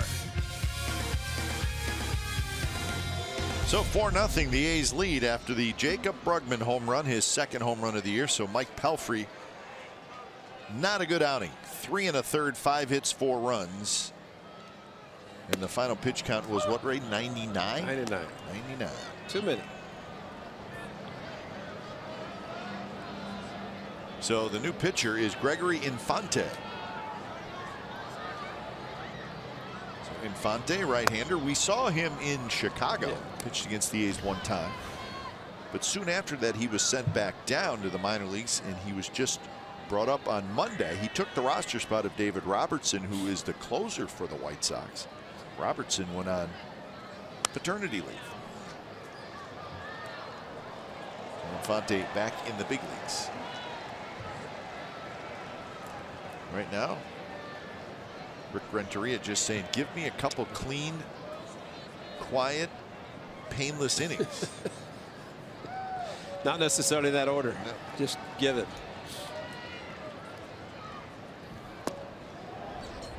Rajai Davis did not go. So the count's 2-2, 1 away.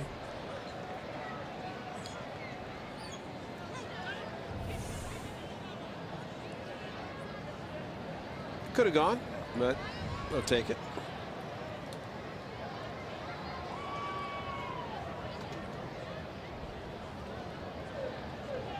Rajai Davis struck out looking in the second inning. This pitch is in the dirt, and it's 3-2, Ray. Must be the mound.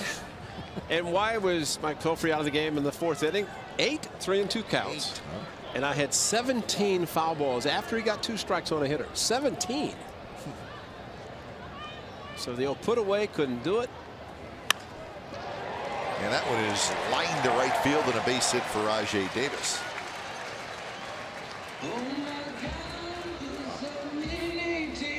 So hit number 6 for the Athletics. Hanging, curveball on 3-2. It's a hanger, actually. The first one was called a strike that he threw to Rajai Davis. And probably one that Pelfrey said, why not me? I would have had maybe fewer pitches instead of the game. So top of the order, Matt Joyce gets his 3rd at bat in the first 4 innings. That's usually a good sign. Rajai Davis takes off, and he's going to make it as Smith, the catcher, just could not get a good grip. So give Rajai Davis a stolen base. Watch the leg kick. Look at, I mean, that high leg kick, it's impossible to throw anybody out. And as the great Ricky Henderson would say, they put you on the clock. Well, all Ricky would have to do is see the leg kick, and he said, I'm going to steal it easily. Now Rajai takes off for third, and there's no throw. So back-to-back steals without a throw. But Smith was going to throw this time, but he couldn't transfer the ball out of his glove to his hand. Infield coming in, as Rajai got a tremendous jump, and even with the left-handed batter. And that says something about the lead that Rajai was able to get, plus the high leg kick once again by Infante. And, you know, that's a good play because now the infield has to come in, and the A's have a chance to score with the fly ball. And now it's 3-0. So Rajai Davis back-to-back steals. So he now has 12 on the year. And Kipe, to your point, well taken about the hitter, take the pitch. Sure. Let him take it, let him run. Exactly. Now he just makes Matt Joyce a better hitter with the infield in.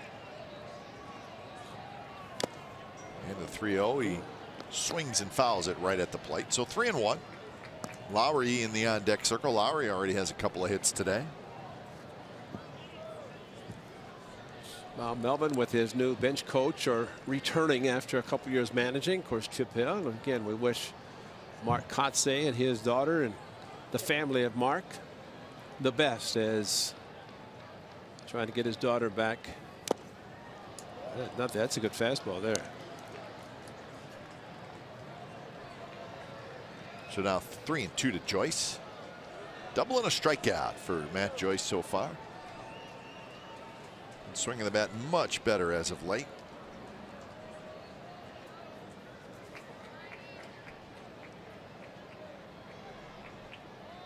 Joyce had a good month of June. And the 3-2 pitch is low, and it's a walk. So that is the fourth walk that White Sox pitchers have issued.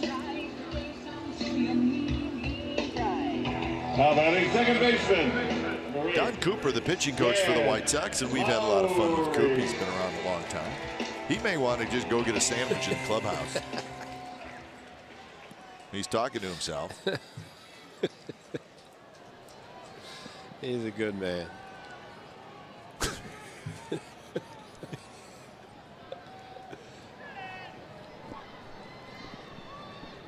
So runners at the corners, one out. See if Lowry can knock in a run.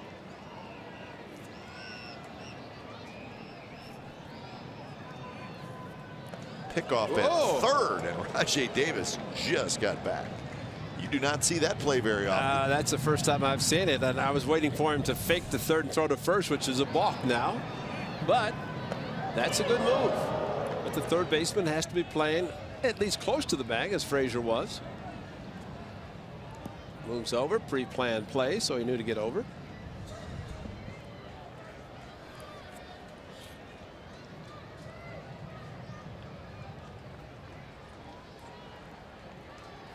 First pitch to Lowry is a fastball way outside. And you know the reason that's a good play from a pitcher standpoint is that it's so rare to see a pickoff move to third.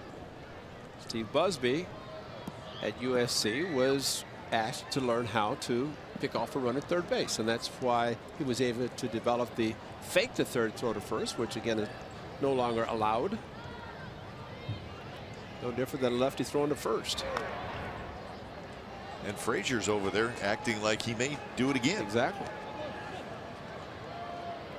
He's playing even with the bag also because of Jed Lowry, the left-handed hitter, but staying very close and really keeping Rajai Davis close. It's not going to matter if the ball is hit up the middle or if Jed is able to go to left field like he's already done in this game. 1-1 slider first strike, or a 1-0 slider first strike to make the count 1-1.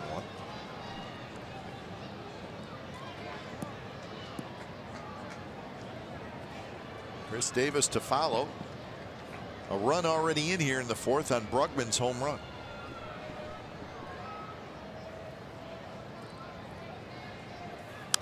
Good swing by Lowry, fouls it straight back.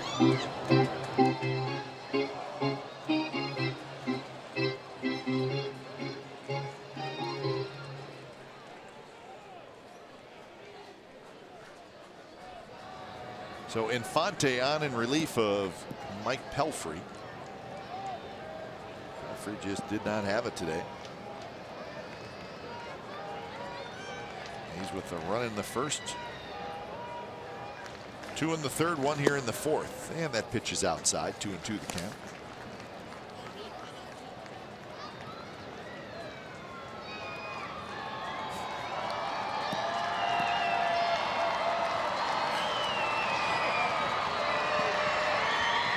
Middle infield looking for a ground ball somewhere. Runner goes, and the pitch is low, and Joyce is going to make it. So that's another stolen base. Count is full at 3-2, Ray. I don't know if you knew that or not. Yeah, I did know that. I want to be on the same page with my broadcast partner. And Smith, you know, the highlight kick, Matt Joyce looking back just in case, but then just stands up because there's no throw. That's how little chance Smith has had. So in this inning, there have been 3 batters, make it 5 batters, but 4 had 3-2 count. One of those by Pelfrey that in his, but the 3 faced by Infante will find himself not very long on the mound the way he's going. 3-2 base hit, 3-2 walk, 3-2 Lowry.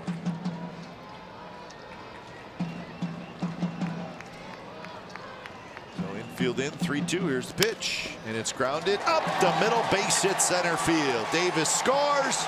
Here comes Matt Joyce. He stumbled a little bit around third, but he's going to score easily. And the A's now lead 6-0. And here comes Don Cooper. So Lowry with a good at bat. He's 3 for 3. You know what he did once the infield moved in. If the infield stays back, it's probably a double play. But he rolled over on a high fastball, but he loaded up, thinking you're going to throw me a fastball, expanded a little bit to the outside part of the plate, infield in, and right through the infield past Sanchez. And again, that's the difference of the 3-2 count because Renteria brought the infield in. They were playing for 2, pick off at third base, and Don Cooper with a one-way conversation and back to the dugout.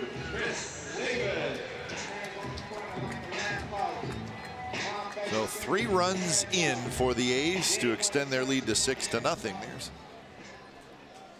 starting to stretch and move around a little bit in that bullpen. Infante has faced 3 hitters. He's given up 2 singles and a walk. Still only 1 out.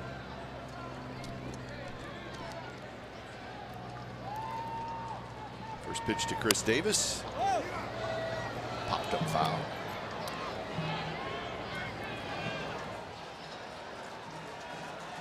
So 4 runs charged to Pelfrey. 2 runs already charged to Infante.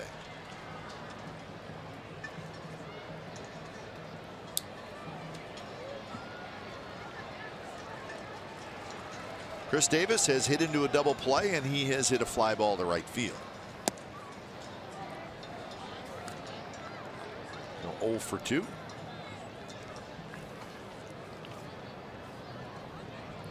Chris Davis now 1 for 10 in this series.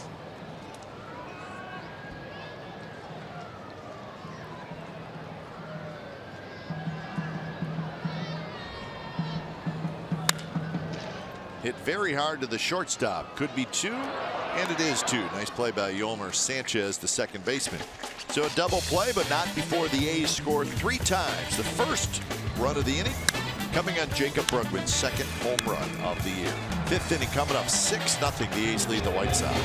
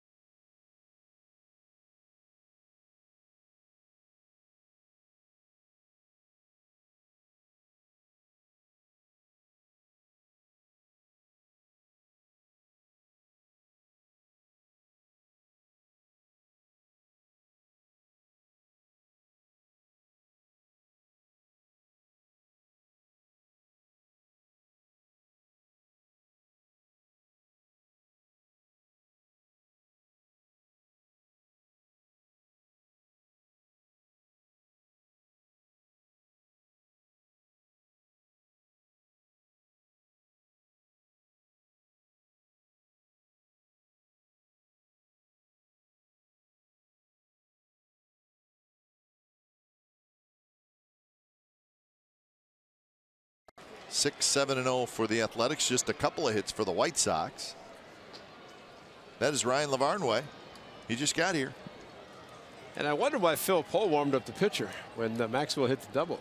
Now we know, because Lavarnway, you know, paternity leaves don't really know they're going to happen. He's kind of, you know, okay, got to go. And so we congratulate the Fegleys and welcome Ryan Lavarnway. He just came in. So he'll enjoy. Who knows? May even get in the game. You never know. Well, I would think Bob Melvin was a little concerned, because if he just showed up and said the 4th inning, 5th inning, that means he was playing with Maxwell, only one catcher. That's not a good feeling for the man. No, I mean, looking for an emergency immediately. Something should happen, and maybe told Bruce Maxwell, keep the hand behind the back, and for Frazier, get out of the way. He's going for it, up and in, pulled back, dropped his bat. One try to catch it on the rebound, not able to do it. Hey.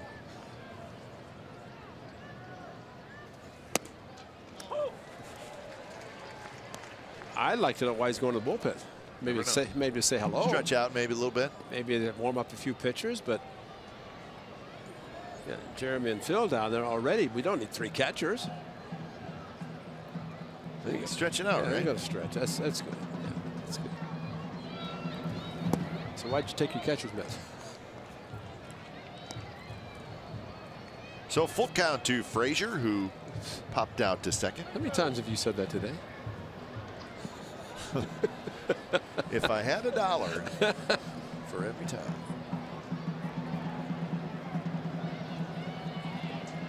Sonny kicks and deals, and check swing, and it ends up hitting the bat of Frazier. Would have been, probably would have been a ball.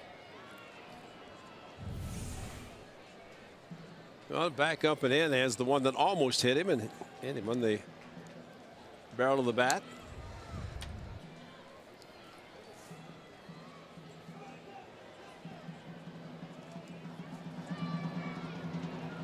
So another 3-2 to Frazier. Davidson to follow, and then Anderson here in the 5th inning. Just got a piece of that one, and it looks like it got Maxwell as well. It's okay now. Not the first 4 innings. Maxwell's almost like a magnet. It seems like got him on the edge of the glove and then came up and hit him a couple of places.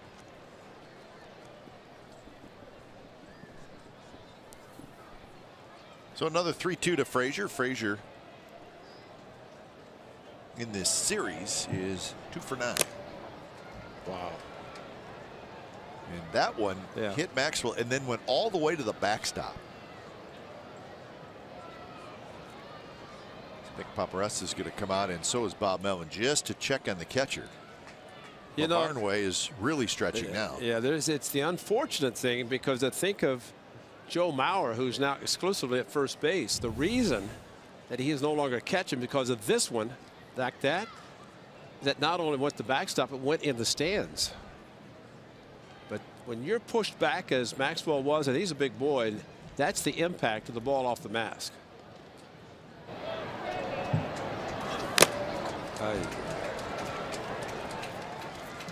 It's top of the mask, also the helmet.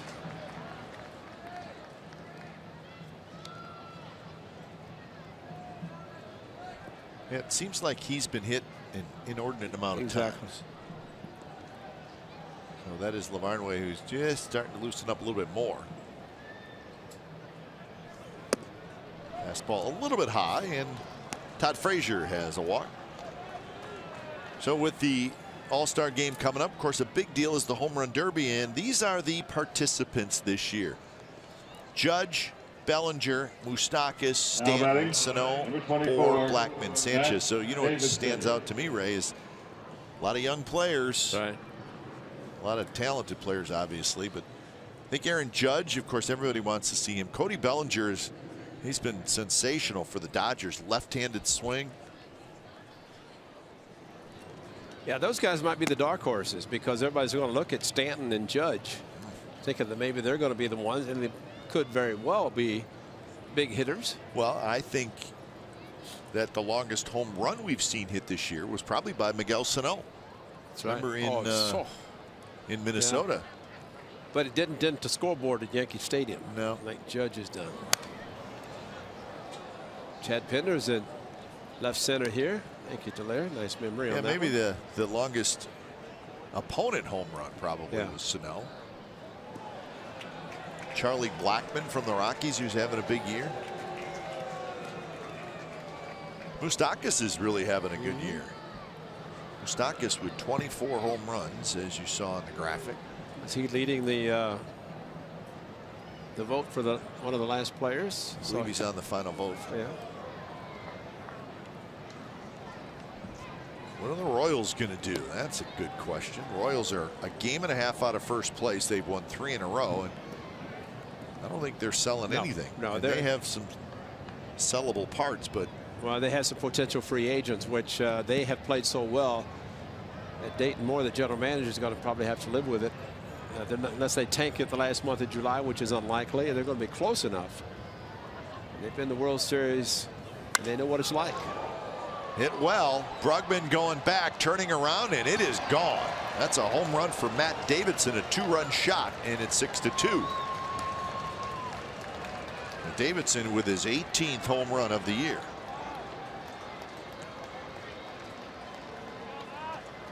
So it follows the leadoff walk. Well, the 2-1 and the fastball. Wanted it inside, 92 to the outside part of the plate.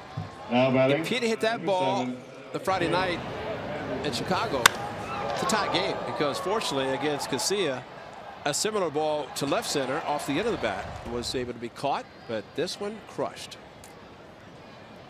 So Davidson now 18 home runs, 42 runs batted in. And here's Anderson. For Sonny Gray, that's the 8th home run that he has allowed in 76 innings. Is everything okay? Dr. Elliot Schwartz is back here. I didn't know if we had some call up to. How you doing, Doc? Elliot Schwartz. Yeah. He's a good man. This is good. Hitting up. How long did they? I think Derek Holland spent too much time with the Rangers. Yeah. Nobody celebrates like the Texas Rangers.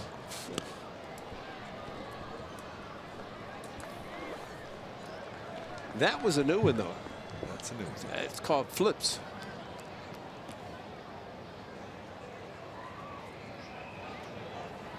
One and one to Anderson, who lined out to the shortstop, Barreto, in his first at bat. So Anderson 2 for 10 in the series. He scored a couple of runs.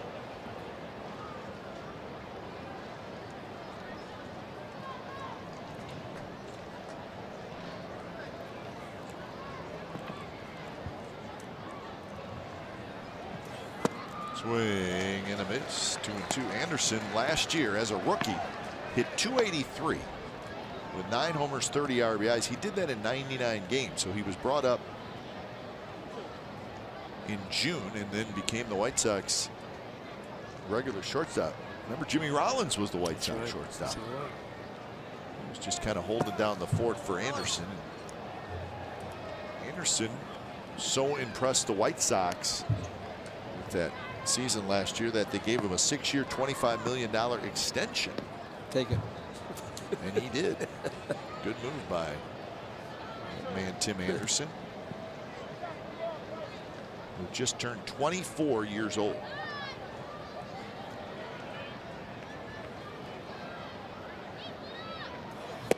And swings and misses, so Sonny Gray gets his 3rd strikeout. He's going to walk back to the dugout and say, how did I miss that? I knew he's going to throw me a 3-2 fastball. He did. Now batting. I missed. Maybe trying to hit it as far as Davidson did. Well, the pitch was middle, maybe just a middle away a little bit. So with the 1 out, here's Kevin Smith, who had a base hit in the 4th inning, make that a base hit in the 3rd inning.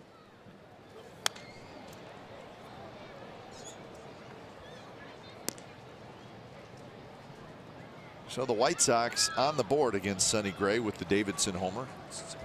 White Sox 3rd home run in this series. The A's have hit 5, 4 yesterday, and the Bregman home run today.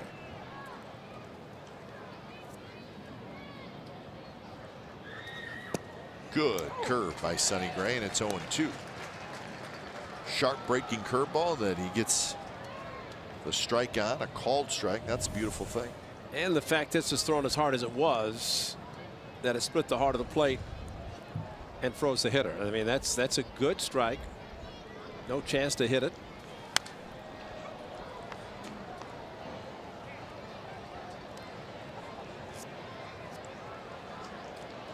Sonny had 75 pitches here in the 5th inning.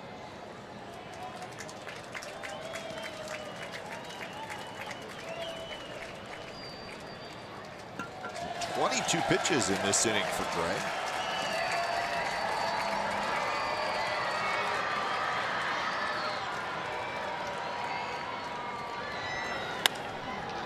Hit hard right to Yonder Alonso, who has it. He'll take it himself for the 2nd out here in the 5th.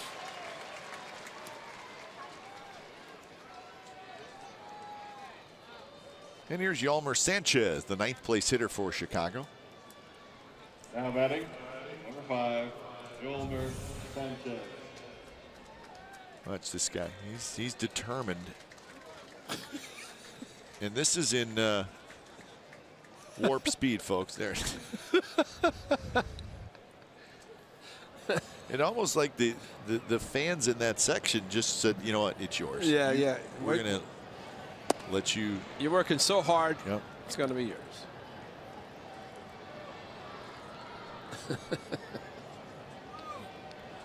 So 1-0 to Sanchez.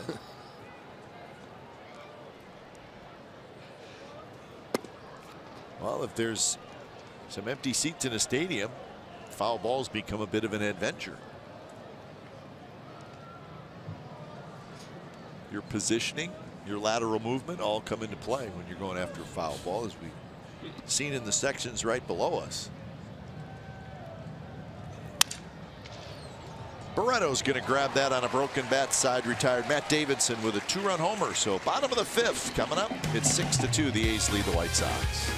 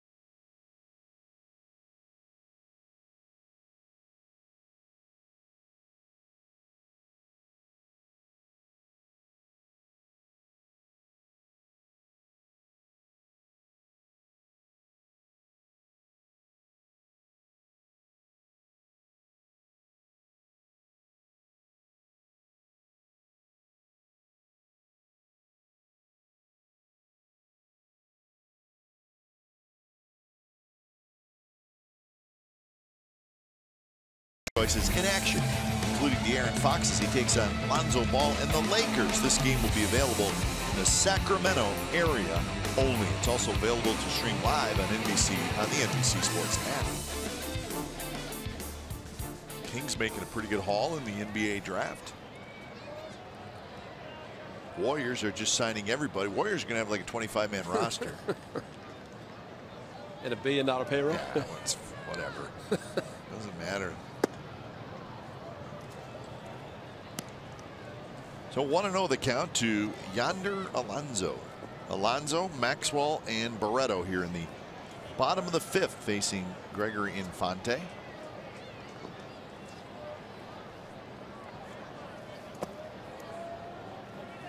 First place Astros are in Atlanta tonight. That's the second game of that quick 2-game series.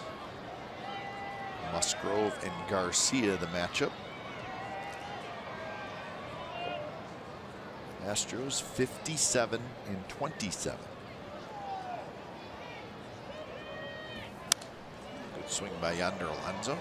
After that game, the Astros will finish up the first half of the season in Toronto. They'll have a 4-game series at Rogers Center.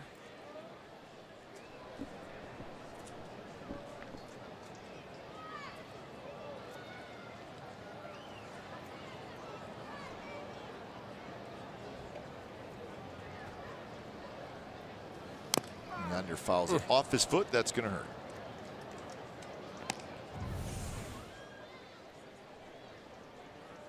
See another foul ball story. That young man made a pretty good effort, but the guy next to him just said, "Why are you laying on the ground? I'm just going to pick up the ball." And they're sitting up to where it's incoming not quite as hot as the ones down below.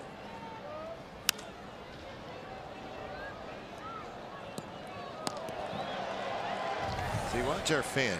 He thinks he's got it. He's right there, and then so close, and the guy's like, "Where'd he go? What are you doing?" And he picked it up with a little attitude too. Kind of like our game a couple of days ago. Another foul ball. Well, he keeps fouling them off. You know, eventually get to 3-2.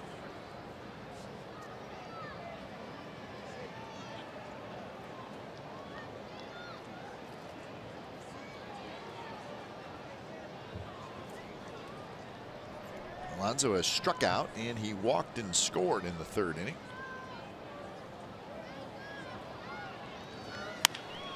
That one hit hard, but into the glove of Jose Abreu for the first inning.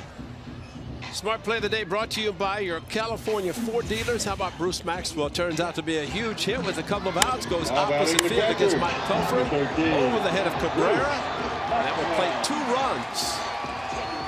Jed Lowry scored. Alonso from first base. And Bruce Maxwell with RBIs 4 and 5. Big opposite field double with a couple of outs. He's with that 3 last inning.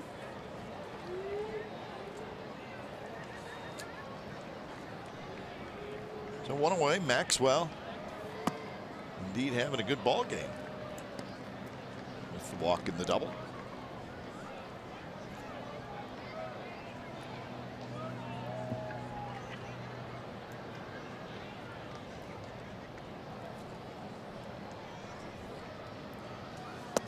Bob Melvin has Maxwell hitting in the 5th spot. He did that in yesterday's game as well. Since the call up from Nashville on the 22nd of June, 12 hits in 35 at bats. Goes after a 2-0 pitch there. 2-1 the count. And the one thing he should not do is let anybody kid him about not having home runs. Because there have been some great hitters in the game that drove in a lot of runs, but didn't hit a lot of home runs. And if his approach opposite field drives in runs, that's a very good approach.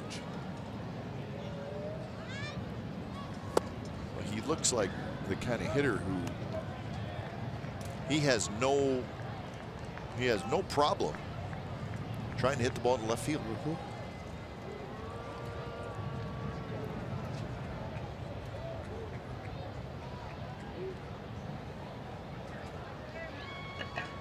So 2-2 to Maxwell.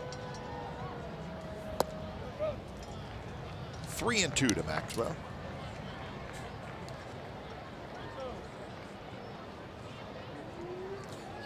Gregor Infante picking up right where Pelfrey left off. 4 3-2 counts. Yeah, Pelfrey had 8. That one is right on the outside corner. Strike 3 call. So Infante ends up making a pretty good pitch on 3-2. Give you some numbers, partner. All right, 2 starts for Mike Pelfrey this year against the A's. Both of them against the A's, of course. As the 3-2 fastball right there for Bruce Maxwell. Didn't pull the trigger. But Pelfrey in 2 starts against the A's combined 8 innings pitched. 16 3-2 counts. A total of 205 pitches.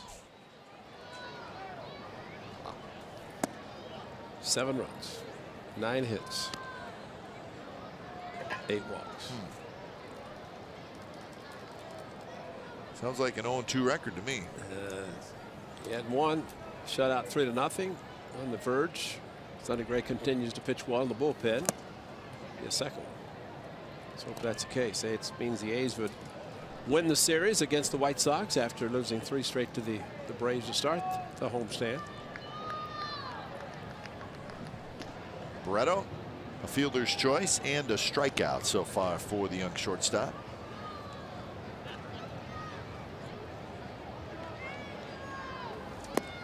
Not close. 2-1.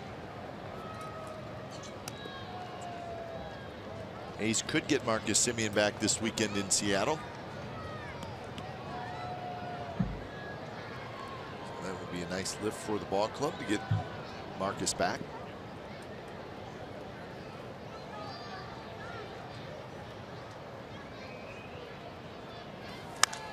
Barreto hits a high towering pop-up into foul territory. Frazier, he hangs with the sunshine and he makes the catch. Side retired. So the White Sox get a 3-up, 3-down inning. We're moving to the 6th. 6-2 A's.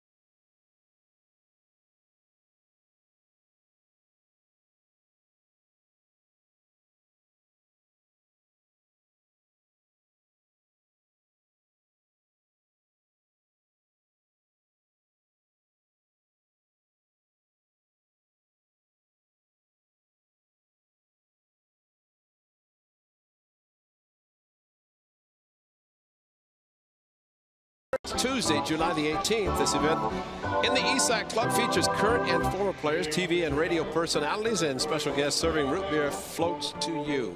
Proceeds from this event go to the A's Community Fund. Get your tickets to the game at athletics.com/tickets. Entrance to the event begins at 4:30 and is free, and so is game parking. So get there early on July the 18th.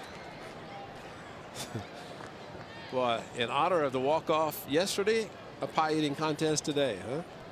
Wow. Look at the losers. Like, what? I didn't even win anything for that. They were getting after it pretty good.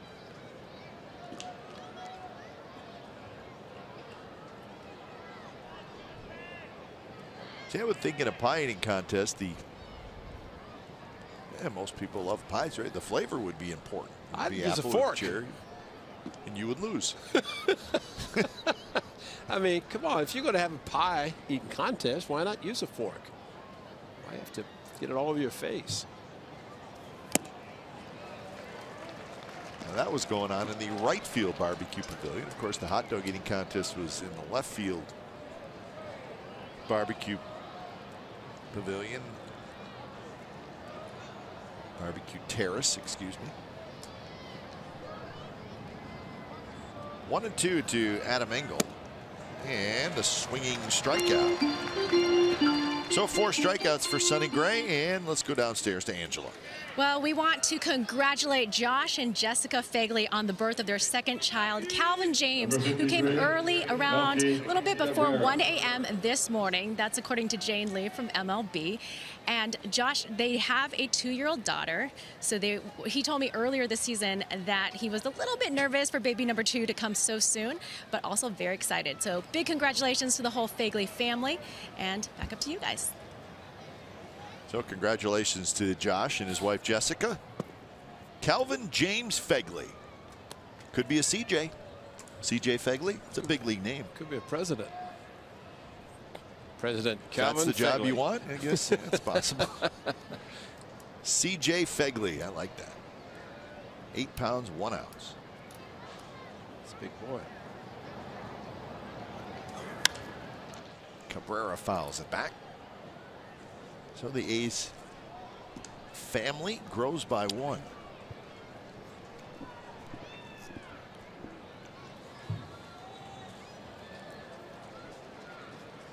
Melky Cabrera's got a double today. He's doubled and hit a fly ball to center field.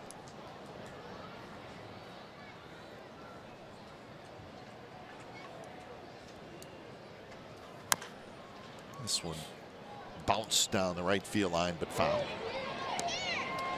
Every time I hear of a player leaving to be with the wife and the birth of a child, which is great. I think they can do that and have the paternity leave. But I always think about when Felipe Alou was managing, I think it was Montreal, he said when Moises was born, he saw him when he was 2. Because it took that long before they finally got the chance, which is a little bit exaggerated. Yeah.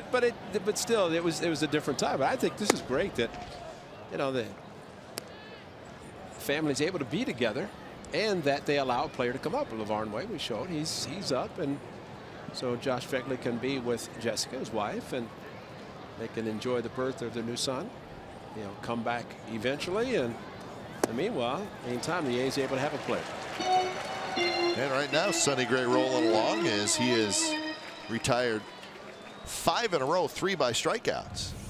Well, they got the fastball to Engel, then a curveball to Melky. Now batting. And it's almost like giving up the 2-run home run to Davidson, upset him a little bit after walking the batter, Frazier, and then giving up the home run. He's settled down, and he's retired 5 in a row, including 3 strikeouts. So 5, all swinging. Backwards K would be looking. Good swing by Jose Abreu. Jose Abreu is 0 for 2, a strikeout and a fly ball to center field.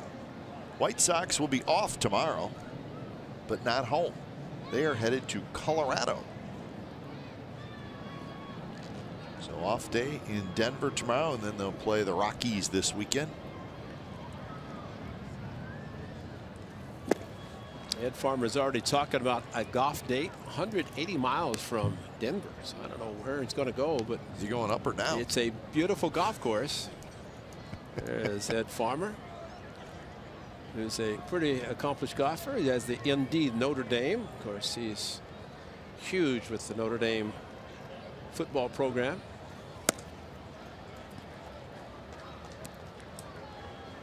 That's a pretty good drive. That better be a good golf course. 180 mile.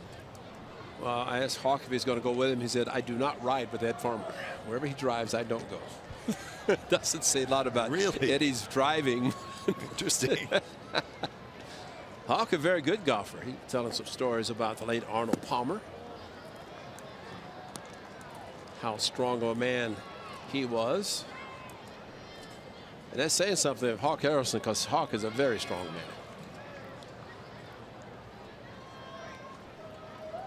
So 3-1 to Jose Abreu. 92 pitches for Sonny Gray. Threw 98 in his last start. 8 innings against the Braves. Had 15 ground ball outs in that game also against the Braves. Today not as many, but more strikeouts and pretty good lead.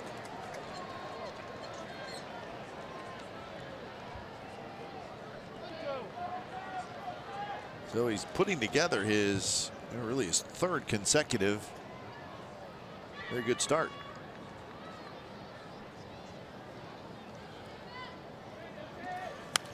Foul back. That was a hanger. Probably not the spot he wanted it.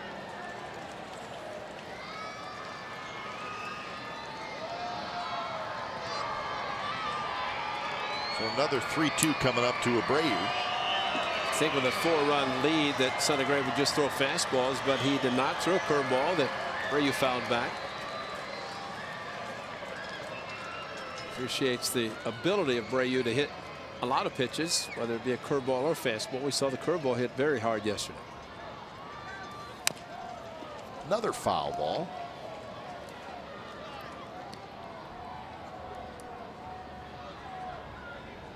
When Sonny beat the White Sox in Chicago, he went 7 innings, 102 pitches.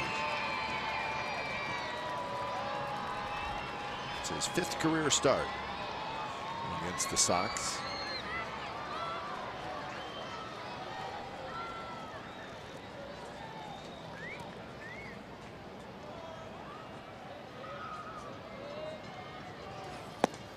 And the 3-2 pitch is down and away, so it's a walk. So 2 walks now for Gray to go along with his 5 strikeouts, and that'll bring up Viciel Garcia. Now batting, number 26, Viciel Garcia. So Garcia steps up. He is 0 for 2.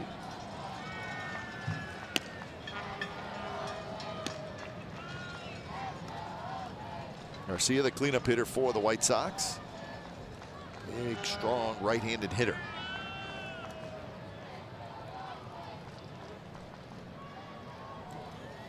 And the first pitch is outside. Garcia, just 26 years old. Putting it all together this year as he's made the All-Star team.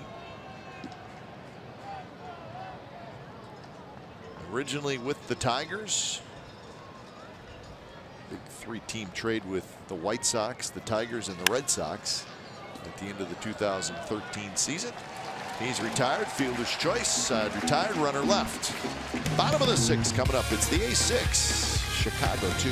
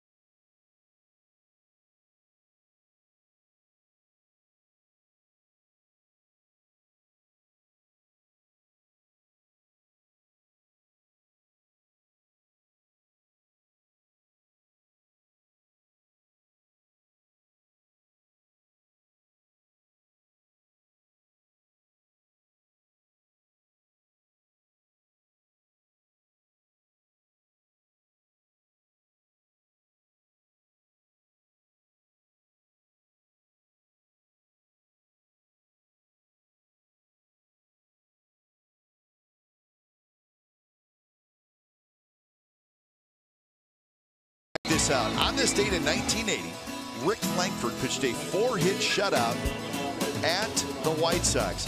Rick Langford. Remember, this was 1980 when Billy Martin said, "You are going to finish what you start." To all the stars, and they did. That year, 1980, Rick Langford finished the season with 29 complete games. Just himself, Rick Langford. Well, Mike Norris, who there's a book called The Black Aces, African Americans who won 20 games. Mike Norris, one of those. That year, 96 complete games by the A's pitchers. 96. And you're going to look and see how many there have been this year. Yeah, I just did actually. In the National League, there's been 17 complete games. Yep. In the American League, there's been 17. So total, 34. And we're just a shade over the halfway point of the season.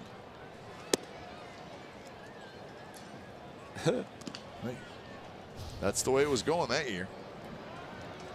When it's time for change, think Speedy Oil Change and Auto Service, your trusted oil change, tune-up and brake experts. This is Juan Minaya, the right-hander, out of the bullpen. So Gregory Infante goes an inning and 2/3.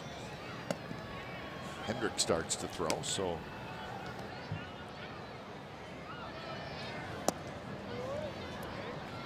White Sox well into their bullpen, and it looks like the A's are going to get into their bullpen for the first time. Minaya facing Matt Chapman. Chapman and a fastball to hit, and he fouled it back.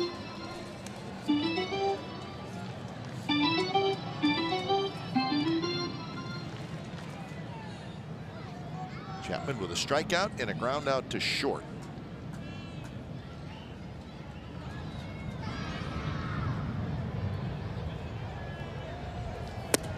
High fastball, 95 miles an hour, and Chapman swings and misses. So that's a pretty good pitch by Minaya.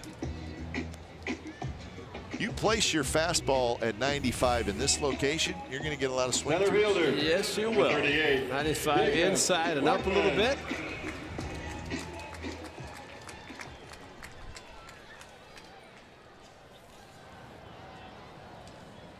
So one away, here's Brugman. Brugman with a home run in the 4th inning.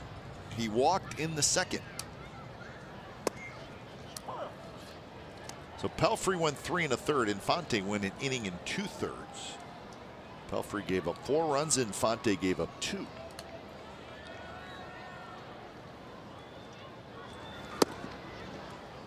So this is the Brugman home run in the 4th inning. That was the end of Mike Pelfrey. 3-2 fastball. Right center, his second. Both coming against the White Sox.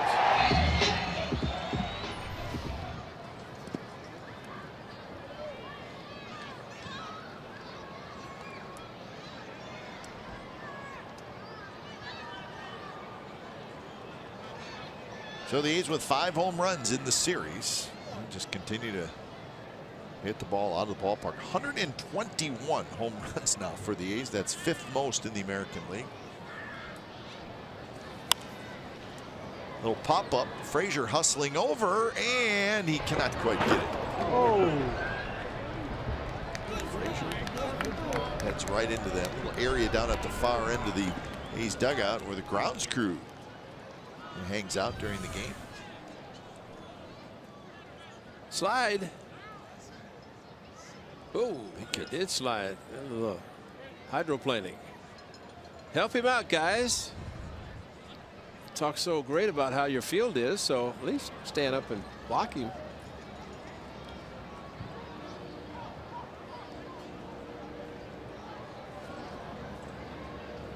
So 2-2 to Brugman.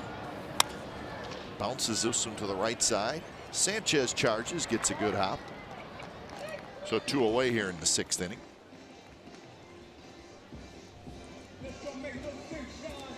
So there's just one final in the American League. The Blue Jays beat the Yankees 7-6 today in New York. The Jays had a 5-0 lead in that game. Yankees came back, but came up a little short.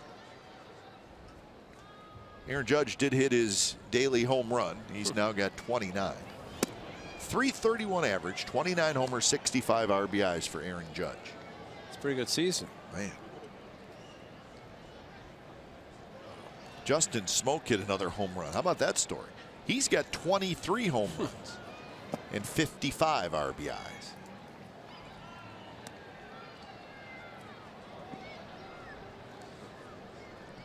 Finally coming into his own. Good to see. So how close will Aaron Judge get to that rookie home run record held by Mark McGwire? That's it's 20 away. A fun thing to watch for as this second half moves forward. Well, Mac hit 49 and missed the last day of the season against the White Sox. But Judge is at 29. 29. He's 21 more. He breaks the record. Rookie of the year. He had a huge rookie season in 2014. So the rookie home run leaders all-time: Mark McGwire 49, and then Albert Pujols hit 37 in 2001. There's Abreu. But nobody has hit more than 40 except McGwire. Mike Trout hit 30 in his rookie season. That one hit hard and a base hit into right field. So Rajai Davis is 2 for 3. So that's good news. We'd love to see Rajai get on a little hot streak. We saw in the 4th inning what happens when he gets on base.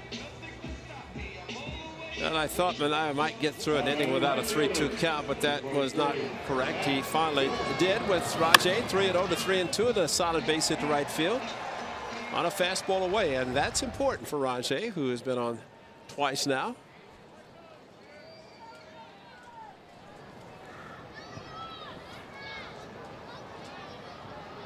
So here's Joyce.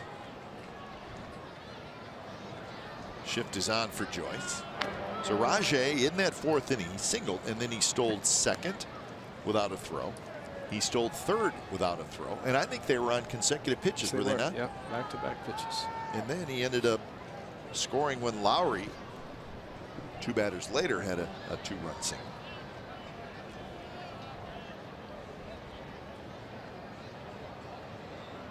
Rajai not running, pitch out. So the White Sox guessing, and they guessed wrong. And that just helps your situation a little bit more if you're the A's.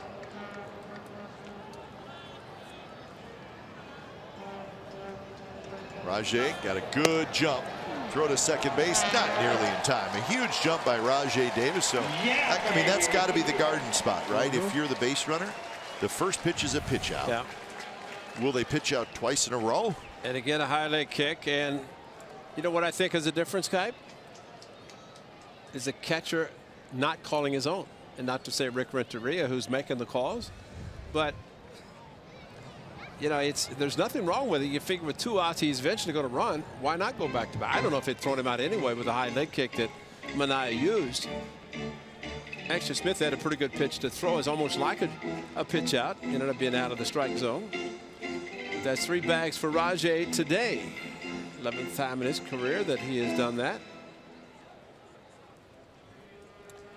His former team will be in town. Of course, Ricky Henderson, every time he's in town, he and Rajai are constantly talking. But the Cleveland Indians will be in town on the 14th, 15th, and 16th. That's after they go to Miami. They being the manager staff, and we hope that Tito's okay to be able to manage the American League. And that ball sails into center field. Rajai Davis gets up, but decides to stay. Rajai looks a little frustrated, and I'm curious why. And I'm thinking, did the umpire block his view? Yes, he did.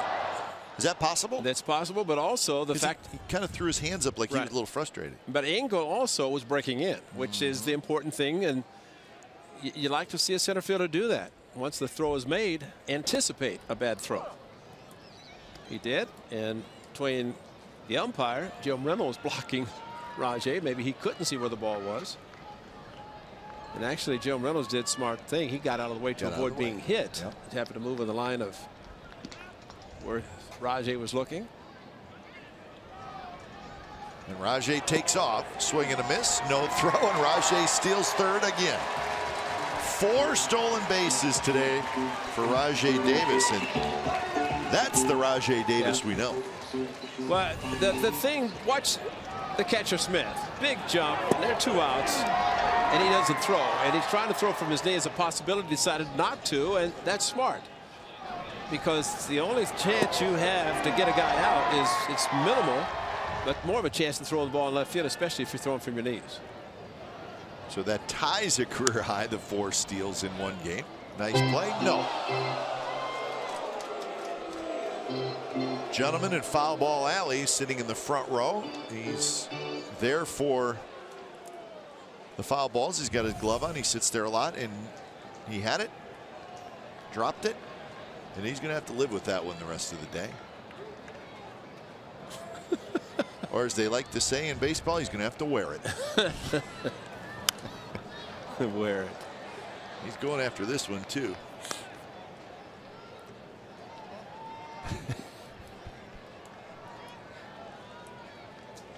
Of course, he's getting heckled as he walks back to his seat. No surprise there. It's the old spot Chang sat. Chang gave the balls away though, which was nice. Plus, he would help people.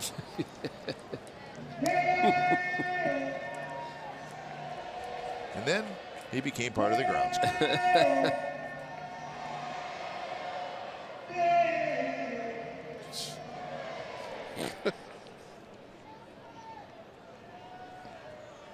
So 2-2 to Matt Joyce, trying to get Rajay Davis home.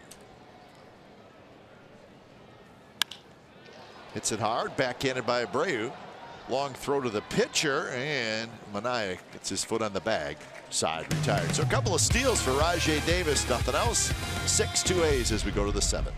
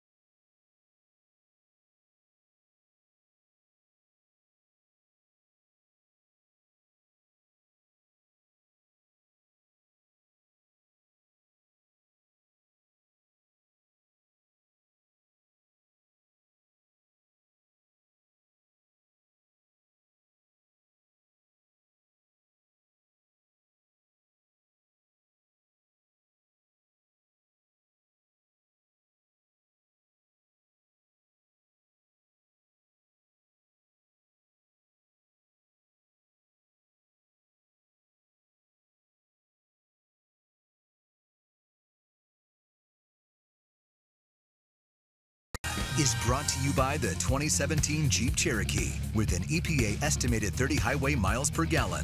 By Southwest, yes to low fares with nothing to hide. That's transparency. By Toyota, the full-line automaker with the longest lasting vehicles in America. Toyota, let's go places. By AAA, what does your insurance do when it's not doing insurance? It should do more. Go to AAA.com for more details. And by the all-new 2017 Chrysler Pacifica.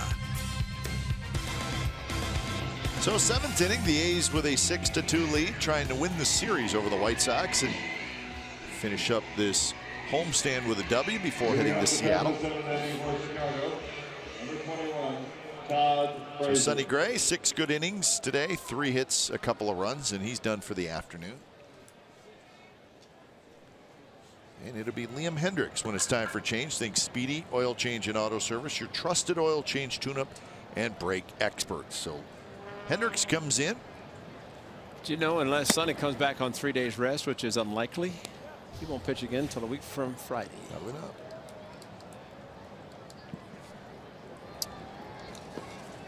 trying to get his 4th win, is Sonny Gray. Blackburn, Manaea, Cotton, and Gossett, the scheduled 4 starters in Seattle. So he finishes with 98 pitches.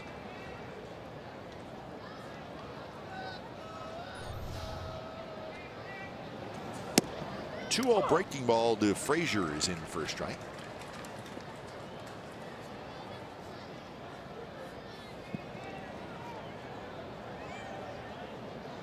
Todd Frazier walked and scored on the Davidson home run. It was in the 5th inning. Takes a fastball first strike, 2-2 the count.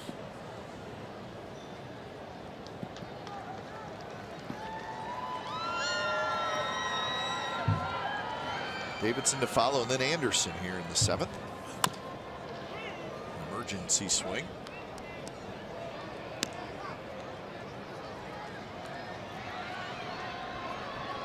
So we always enjoy going to Seattle. Nice town, nice ballpark. Mariners and the A's usually play some fairly entertaining games. Square off 19 times every year.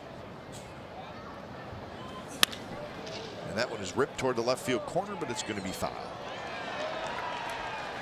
So the pitching matchups for that 4-game series at Safeco Field look like this. Blackburn and Gaviglio, a couple of young right-handers. Manaea and Paxton, a couple of young left-handers. And then Cotton and Moore, Gossett and Hernandez. A 4-game set. We'll have all 4 for you here on NBC Sports California. 3 night games, and then Sunday is the day game.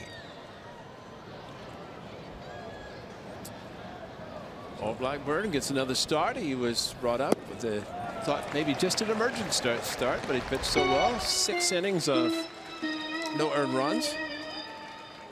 So Frazier strikes out, and what's interesting, Ray, is the A's acquired Blackburn from the Mariners for Danny Valencia. So I bet he's thinking, hey, show them what they're missing.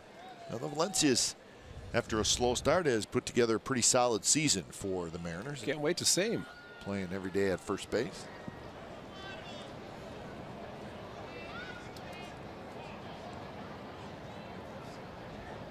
So here's Davidson.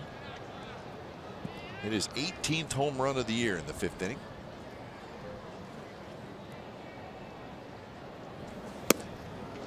And this is it. Well, it was straightaway center field. It was a fastball a little bit towards the outside part of the plate. 2-1 count, and he didn't miss it. And again, fortunately, that was today, like the Friday night and Pelfrey start.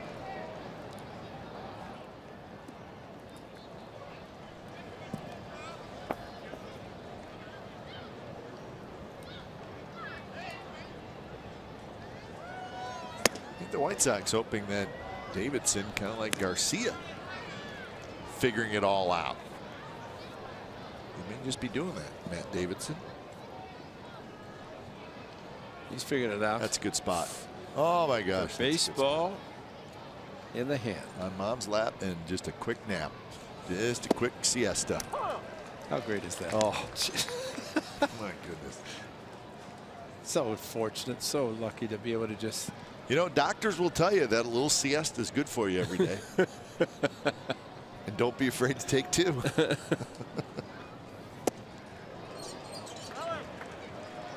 So 3-2. The late Bob Hope said that 15 minutes every once in a while. Being serious, yeah. or 30, 45 well. minutes. See, that young boy is going to be rejuvenated in about 10 minutes, and he's going to feel good the rest of the day. With his baseball stuck to his hand. Strike 3 called, and Davidson stopped, but I think he knew it. So good pitch by Liam Hendricks. Two-seam fastball, bring it back to the outside corner. He did it perfectly. Number 7, Tim Anderson.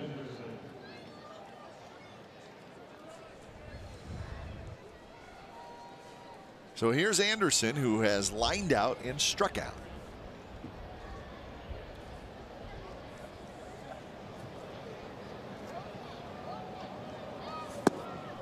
Tim Anderson now with his 0 for 2 today in this series. Anderson is 2 for 11.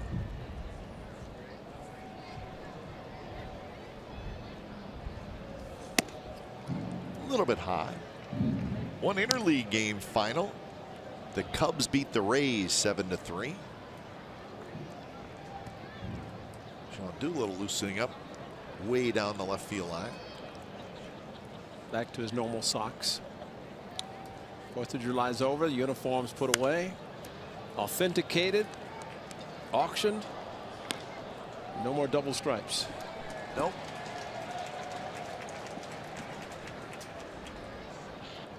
Hey, there you go. Sight. Oh, to be that young to be able to move around that well.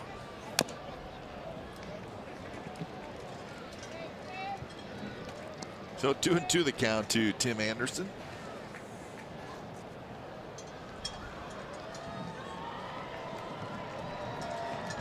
Liam Hendricks trying to have a nice clean 7th inning.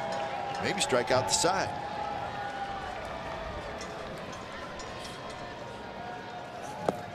And he does. So Anderson waves at a pitch down and away, and indeed Hendricks strikes out the side. 7th inning stretch coming up.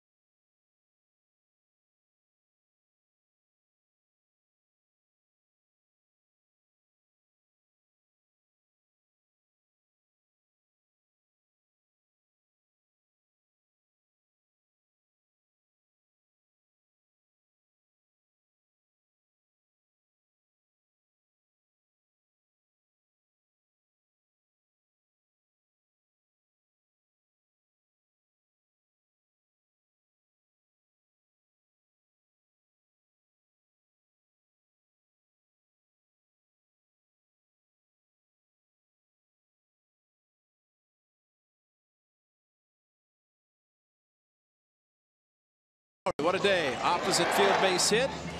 And then how about a base hit to right field? But the biggest one, runners at 2nd and 3rd infield in. 3-2 fastball went out of the strike zone a little bit expanded. And he drove in a couple of runs. And a big 3-run inning for the Athletics. That was in the 4th, highlighted by the 2-run single by Jed Lowrie. And Lowrie will lead things off here in the bottom of the 7th. A's with a 6-2 lead. So Lowrie, with his 3-for-3 performance today, is now 5 for 10 in this series. He came into today's game hitting .278. Right now he's hitting .285. Holmberg is the lefty. Beck is the righty. Lowrie goes after the first pitch. Make it the second pitch. Fouls it back. 1-1 the count. Angels will be in Minnesota to take on the Twins tonight. Twins are going for the 3-game sweep. Lefty righty in the A's bullpen. Coulombe and Matson.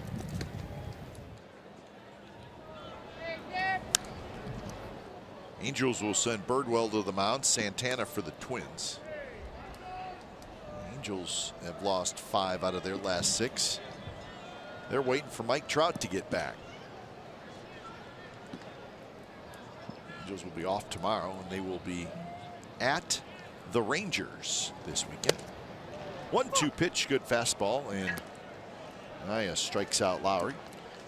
Fans bringing Pooch out to the park on Friday, July the 14th. That's for our annual Bark at the Park event presented by Epiderm Natural and Nalabone. There will be free samples for dogs, pre-game pet parade, and so much more. Purchase your special ticket for this event now. Space is limited.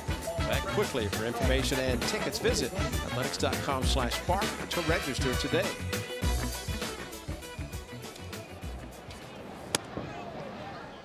A lot going on at the ballpark in the second half of the season for the Athletics. The second half will start with the Indians and the Rays, 6-game homestand. Shallow center, hustling in his angle, still coming in, and he makes the catch. So 2 outs in the 7th inning.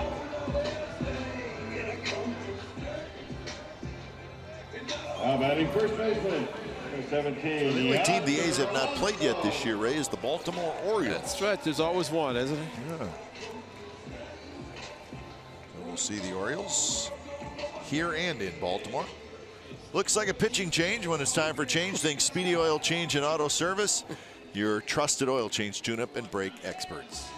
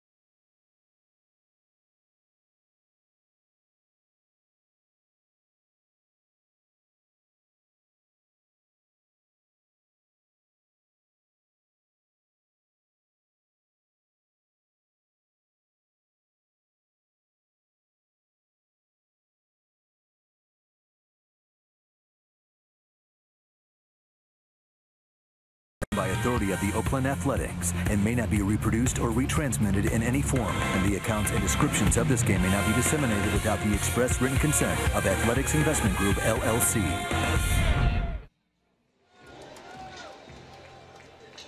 So 6-2 A's lead. 2 outs, nobody on. We got a pitching change. It's David Holmberg, the lefty, to face Yonder Alonso. Holmberg, he pitched yesterday. Holmberg pitched an inning and a third, 28 pitches. So he's got one job to do here, and that's get Yonder Alonso. He falls behind 2-0. So you think it's going to be a new pitcher after him, or he's going to face Maxwell maybe? And then Barreto get a new pitcher for the right-hander. Kind of what things happens Well, after. I know what I hope doesn't happen, but well, you know, after the 5th inning is what happens. Yep. You said that earlier. Ed Montague, Eddie and I in agreement.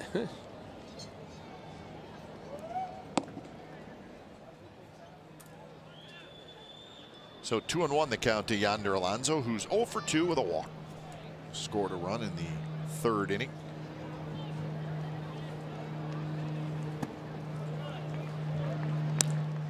So 3-1 now to Yonder.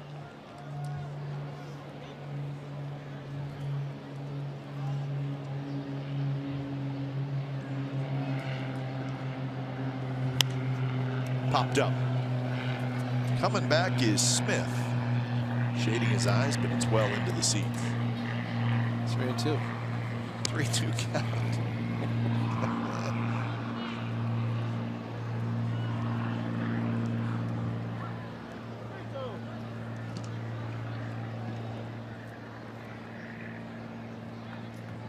So Holmberg from the stretch.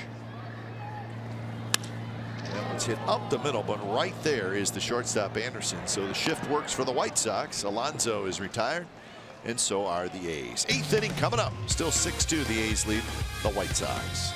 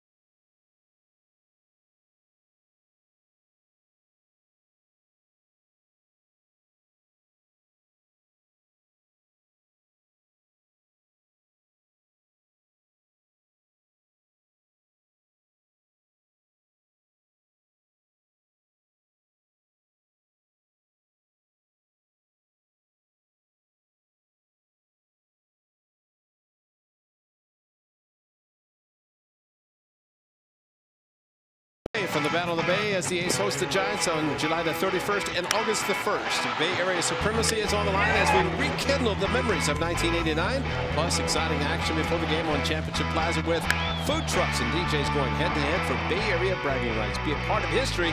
Visit athletics.com/Bay. That's athletics.com/Bay. B-A-Y. So that'll be coming up the end of July. 2 here in Oakland, 2 in San Francisco. And that's the 4-game series. Next year, the A's will play the National League West in the Interleague. This year, of course, it's the National League East. New pitcher is Ryan Madson. Madson snaps in a good curveball to Kevin Smith for a quick 0-2 count. 1-4 with a 2.41 ERA for Madson. He pitched in yesterday's game. Came in the 7th inning. Got 3 outs. Been pitching well. Well, so well that his name has popped up. Of course, there have been a few guys whose names have popped up in potential trades. Now the Washington Nationals trying to improve the back end or their bullpen in general.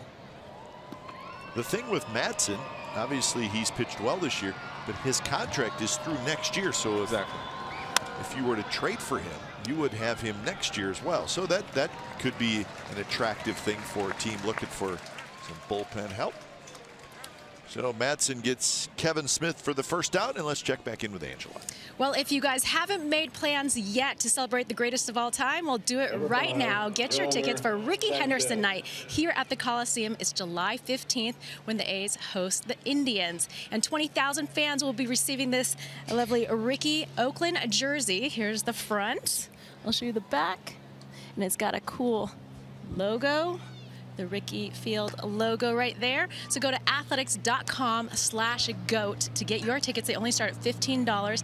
Get it right now. Guys, back up to you. Good looking jersey. The fans are going to love that. See, that's I like the giveaways that the fans can bring back to the ballpark.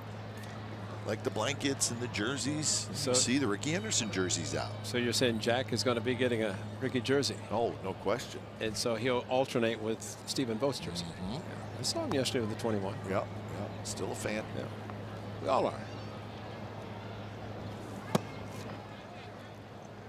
2-1 the count to Yolmer Sanchez. There it is. Still there. Still now in the National League with the Brewers.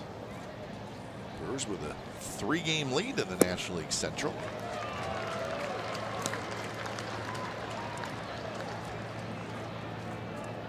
So 2-2 the count with Engel to follow.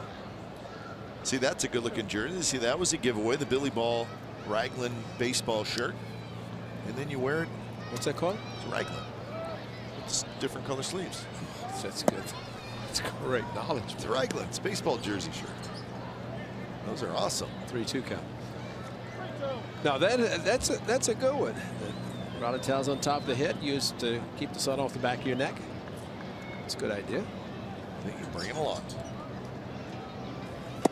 Swing and a miss. He struck him out. 95 miles an hour. Ace pitchers with 9 strikeouts now. Kept away with the fastball on 3-2. Challenged him, and ball just kept running away from the lefty. Now batting, number 41, Adam Engel. So Hendricks had a 3-up, 3-down inning in the 7th. In fact, Hendricks struck out the side. See what Madsen did? He listened to you. He looked around to see where everybody's positioned. So the infield playing straight away. That way, if there's a ball that's to his left or right, he will try to get to it. See where the Lowry and Barreto. I mean, that's wow. Take a picture of that, folks. That's straight up all the way around. But he looked around. He could see that, and it makes a big difference because you never want to go after a ball that's hit back towards you. If there's a shift, the ball might be going to one of your infielders. Right, it's going to be going right at somebody.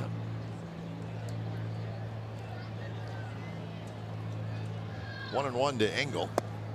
Engel is 0 for 3 today out of that leadoff spot. Couple of strikeouts and the ground out to short.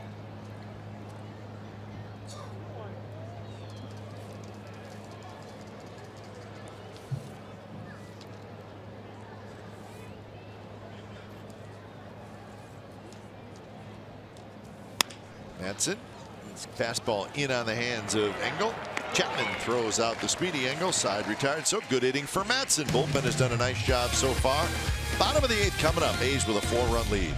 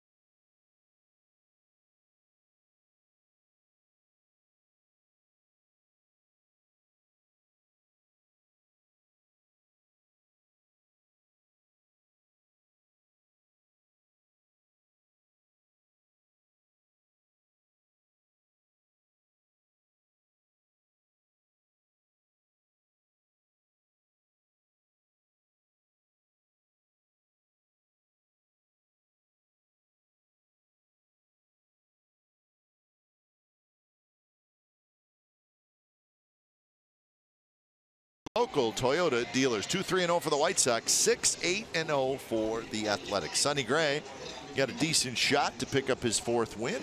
Jed Lowry's got 3 hits. Rajai Davis has 4 stolen bases. He's also got a Brugman home run. So a good ball game so far for the Athletics, and they're 3 outs away from getting a win. There's a White Sox fan sporting the Blackhawks jersey. Blackhawks have had quite a bit of success as of late. So here's Maxwell. Holmberg stays in the game. For now. For now. The righty warming up in the bullpen. Well, the one thing about Rick Renteria, he runs to the mound. He's like Buck Showalter. You know, Buck, when he's going to make a move, he's sprinting out, pointing, let's go. And we appreciate that. That's right. Not going to make any. He's not. I remember when the late Sparky Anderson said one time he let a guy talk him into staying before he sat down and gave up a home run. As soon as that point forward, when he left the dugout, pointed, he said no more. And that's a good idea because pitchers always say, let me stay in. You know, I can get this guy, next guy out. Well, you hope they say that, I guess. Yeah, You just can't let them talk you into That's right. it. And that's why Sparky never, ever after that. Point, let's go. Bring him in. 3-1 to Maxwell, who has walked, doubled in a pair, and struck out looking.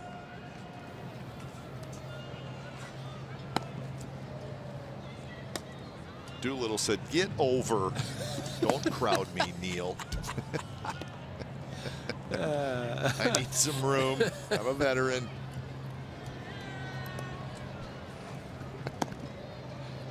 Does look kind of funny. Well, Neil just wants to throw on flat ground. That's what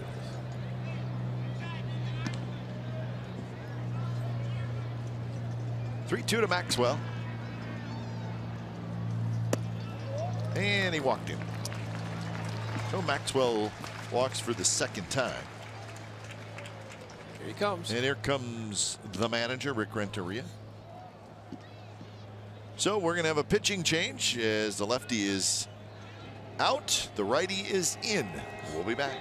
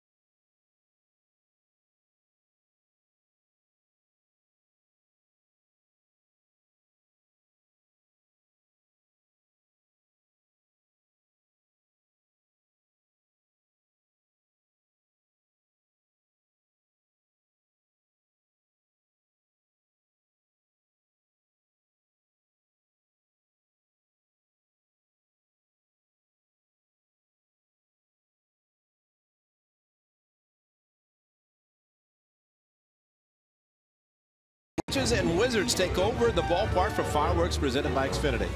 Following the Twins-A's game at 6:05, fans can come down to the field for a night of considerable magic and glee. Fireworks full of witches and wizards. What could be more chanting? For tickets, visit athletics.com/tickets. Always. Now batting shortstop, number 1, Franklin. So here's Barreto to face the new pitcher. It's Chris Beck. Beck. His 2/3 of an inning in yesterday's game did Beck through just 7 pitches as he faces Franklin Barreto. After Barreto, it will be Chapman.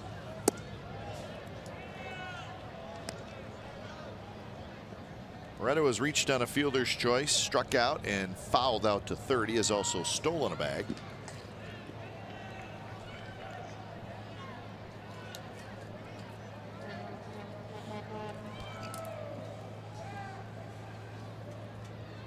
Outfield shaded toward right center for Barreto. He hits one high in the air toward left center. Engel's got to hustle over. Now he shades his eyes against the sunshine and makes the catch. So Barreto is retired. He's 0 for 4. And here comes Matt Chapman. Now batting third baseman. He's got a little bit of an uppercut swing, does Chapman. Of course, it helped him yesterday. The 9th inning, hit a home run. This time, though, straight up. And No distance on this one.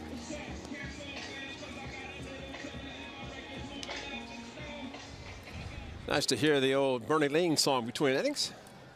Where's it been? 2012. It's popular. It's 5 years. That's amazing how time flies. And all the success of the A's in 12, coming back and winning in the final day of the season.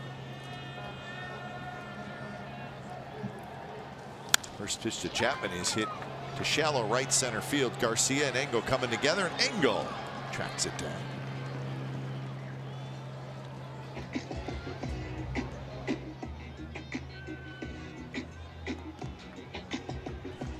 Now batting center fielder. As I saw that, 38. that replay swing of Franklin Barreto. It's got a little. There's a little Tejada swing in there. That's a good call. Yeah, exactly. Good call. Miguel Tejada had a little bit of an uppercut. Tell me there's not a little Tejada right about here. Yeah, he's got it there, and then if he hits the big home runs like Miggy, then all things will be good. So 2 outs. Here's Brugman. Brugman, a walk, a homer, and a ground out.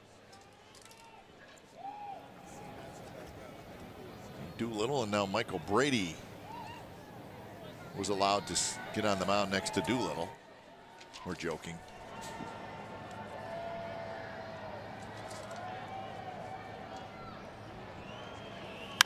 Brugman rips one to right, a base hit. Maxwell rounds second. He's going to go to third. Brugman thought about trying for a double, but he's going to stay at first. So Jacob Brugman, a line shot to right. So he's 2 for 3. That was loud. Very loud. And, you know, considering where Garcia's played this entire series in right field, very smart move by Brugman, who was thinking about 2. But he looked up and he saw that all of a sudden Garcia's there. Got the ball. No chance for it to go to the corner. He slipped, but still at that point, no reason to try to go for 2 and get thrown out.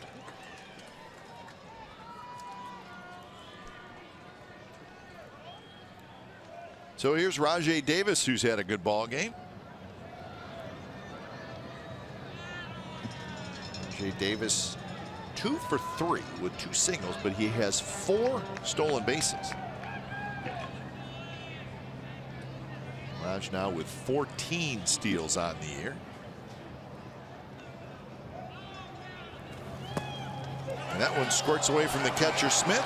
Maxwell's coming in, and he's safe as the ball sails past back right into the glove of Todd Frazier. So the A's get a 7th run on the wild pitch. Got close play at the plate, but watch this. He didn't know which way to turn his glove. He's up, down. I mean, that's amazing when you see a catcher not know which way to turn the glove, and that's because so much of it with palm down or the pocket of the glove down. He started to, and then Maxwell, come on, boy, get it going. Good throw, might have been closer, but was Maxwell able to score?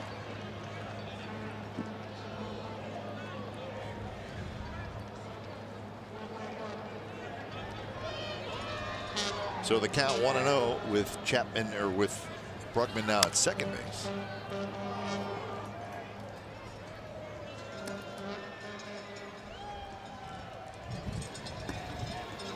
Both Doolittle and Brady both ready to go.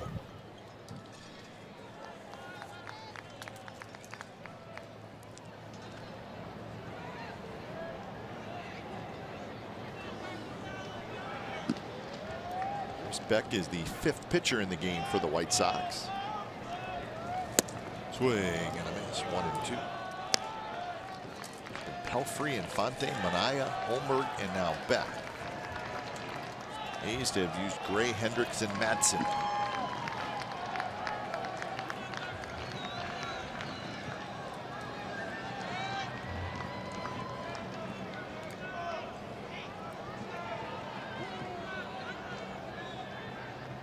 So Rajai behind in the count, 1-2. Fastball strike 3 call, then that will do it for the A's in the 8th. They get a run. So as we go to the 9th, A's 3 outs away from a win. They lead 7-2.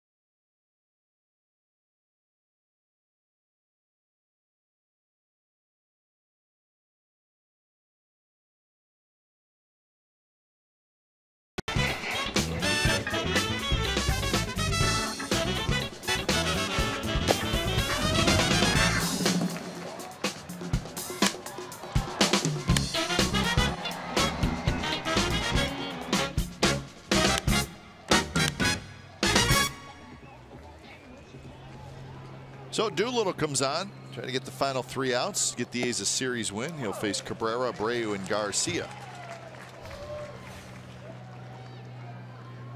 Sean Doolittle pitched in yesterday's game, 1 inning. And he threw just 11 pitches. It was a 3-up, 3-down inning. And a quick 0-2 to Melky Cabrera, who swings around to hit from the right side. 1 for 3 for Cabrera.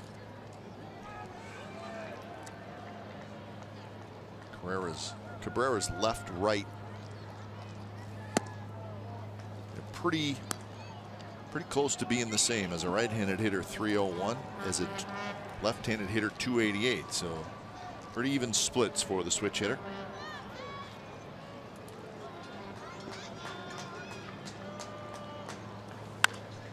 High fastball hit down the right field line, foul.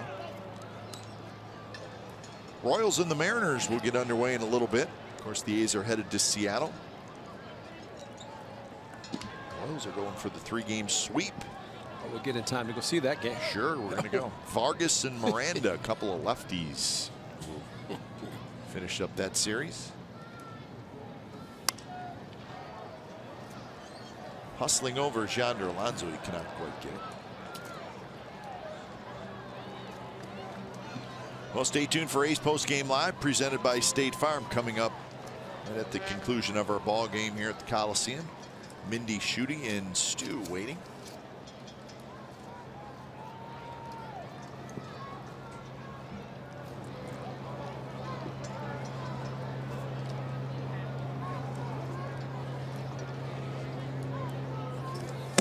Pitch, swing and a miss, struck him out.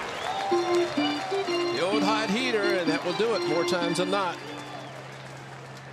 So 10 strikeouts for the A's pitching staff today.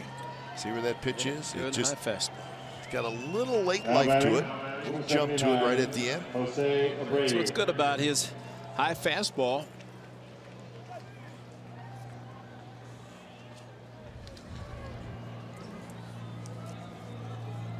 So here's Abreu with 1 out.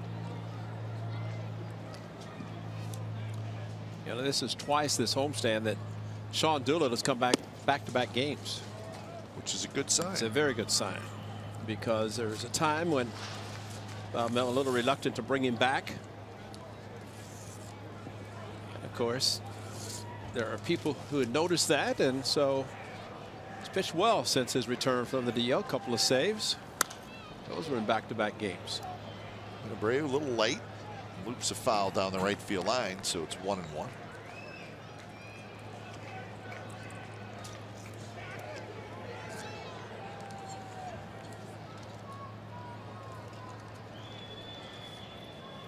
So Lowry with a good ball game, Maxwell a good game, Brugman with a home run, Rajai Davis with 4 steals. So a lot of good performances today by the Athletics.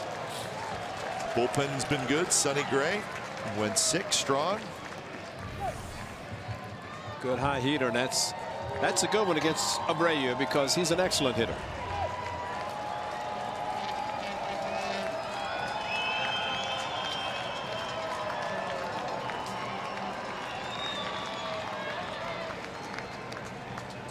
Two pitch, and that one fouled right at home plate. And of course, the foul just enough has probably got Maxwell. I think it probably did. Yeah, of course. He didn't think it wouldn't. Just check swing and check the left side.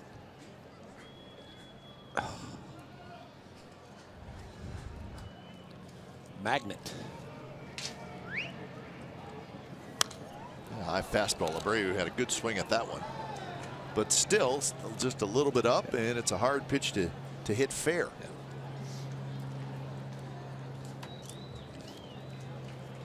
Not many pitchers can pitch up in the zone continuously. They may try, but it's a difficult thing to do. Doolittle's kind of been able to do that throughout his career. Again up there, and again underneath the ball was Abreu. At least he's fouling them back. Giving some souvenirs to some people. Who am I going to give this to? Nah, you've got enough. Got a nice play. Oh, gosh, poor lady.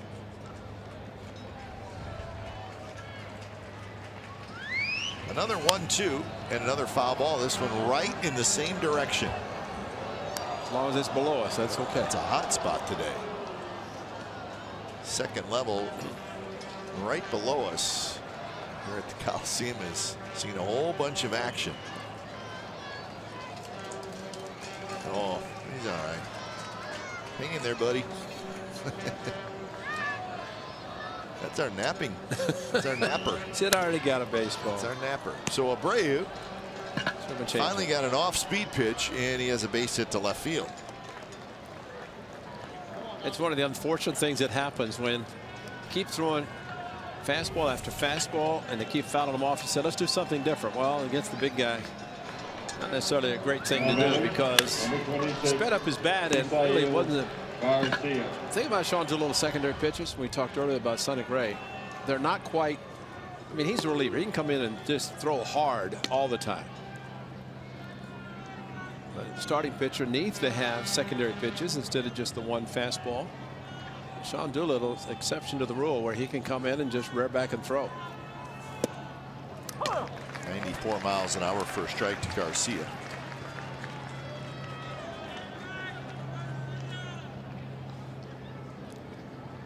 Garcia's 0 for 3.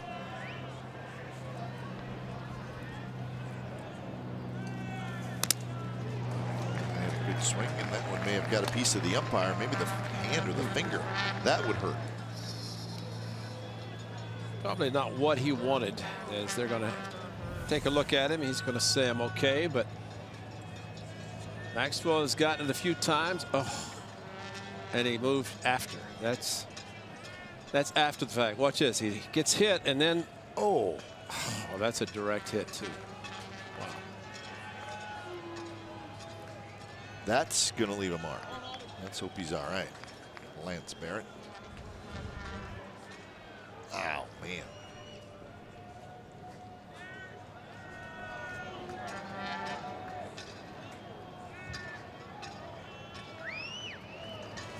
To pitch, and Garcia lays off. You know, when that happens, usually as a hitter, you better swing, because I think he wants some ice. Fast. Well, he wants that. Some of that umpire's locker room. Yeah, spray, do something. So Matt Weiss, who takes care of the boys in blue, get some ice ready.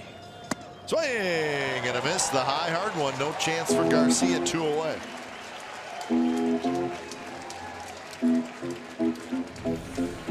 Well, just upstairs, and while Abreu was able to foul them back, Garcia could not.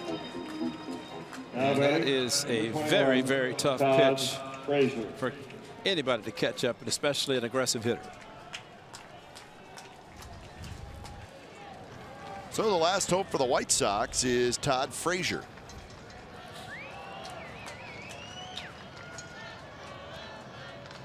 And Frazier takes a first pitch strike. Frazier has popped out, walked and scored, and struck out.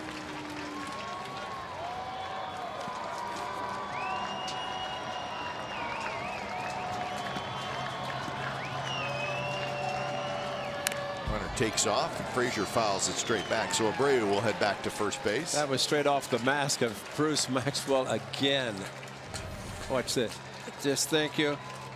And Lance Barrett said, I'm out of here. I'm going to hide behind the hitter, which is a smart thing to do. Bruce has taken enough today. But that's a result of just good fastballs that hitters are barely able just to tick, and changes the direction enough away from the catcher's mitt into the body. 0-2 pitch, and that one is hit deep to left field. And the White Sox are not done yet. Frazier hits his 16th home run, and that makes it 7-4. Well, he did get on top of that high fastball, and I'm telling you folks, that is really tough to do. That's because he was looking for it, and that is the difference. And there's your home run derby champ of a couple of years ago, back-to-back years, and that's at 94. He said, you're going to challenge me up, I'm going to get ready for it up, and he crushed it up.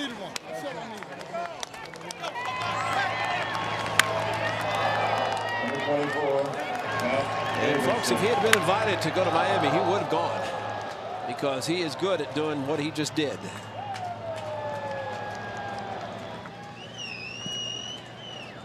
Boy, that's Sean Doolittle knowing that as a reliever, we talk about it often. Relief pitcher, you give up a couple in an inning, it takes forever to get it down. That's the third home run that Doolittle has allowed this year. See, he wanted it up higher than he. A little bit. That he actually threw it to Frazier. 0-1 to Matt Davidson.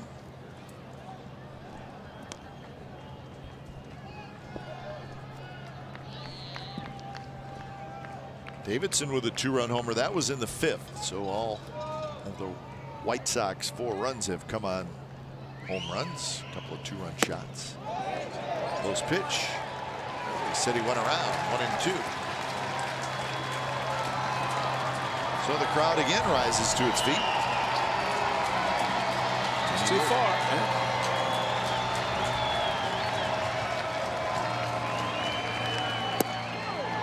Right down the middle, strike 3 called, and that's the ball game. So the A's with a good win today, and they win the series over the Chicago White Sox. Sonny Gray gets the win. Sonny Gray is now 4-4. All in all, a pretty good series for the Oakland A's as they wrap up this homestand, and it's time to head to Seattle. Time of game, 3 hours and 24 minutes. The attendance today was 13,813. The final score today from the Coliseum, the Athletics 7, the White Sox 4. It's time now for A's Post Game Live, presented by State Farm. Let's go to the studio and Mindy Bach.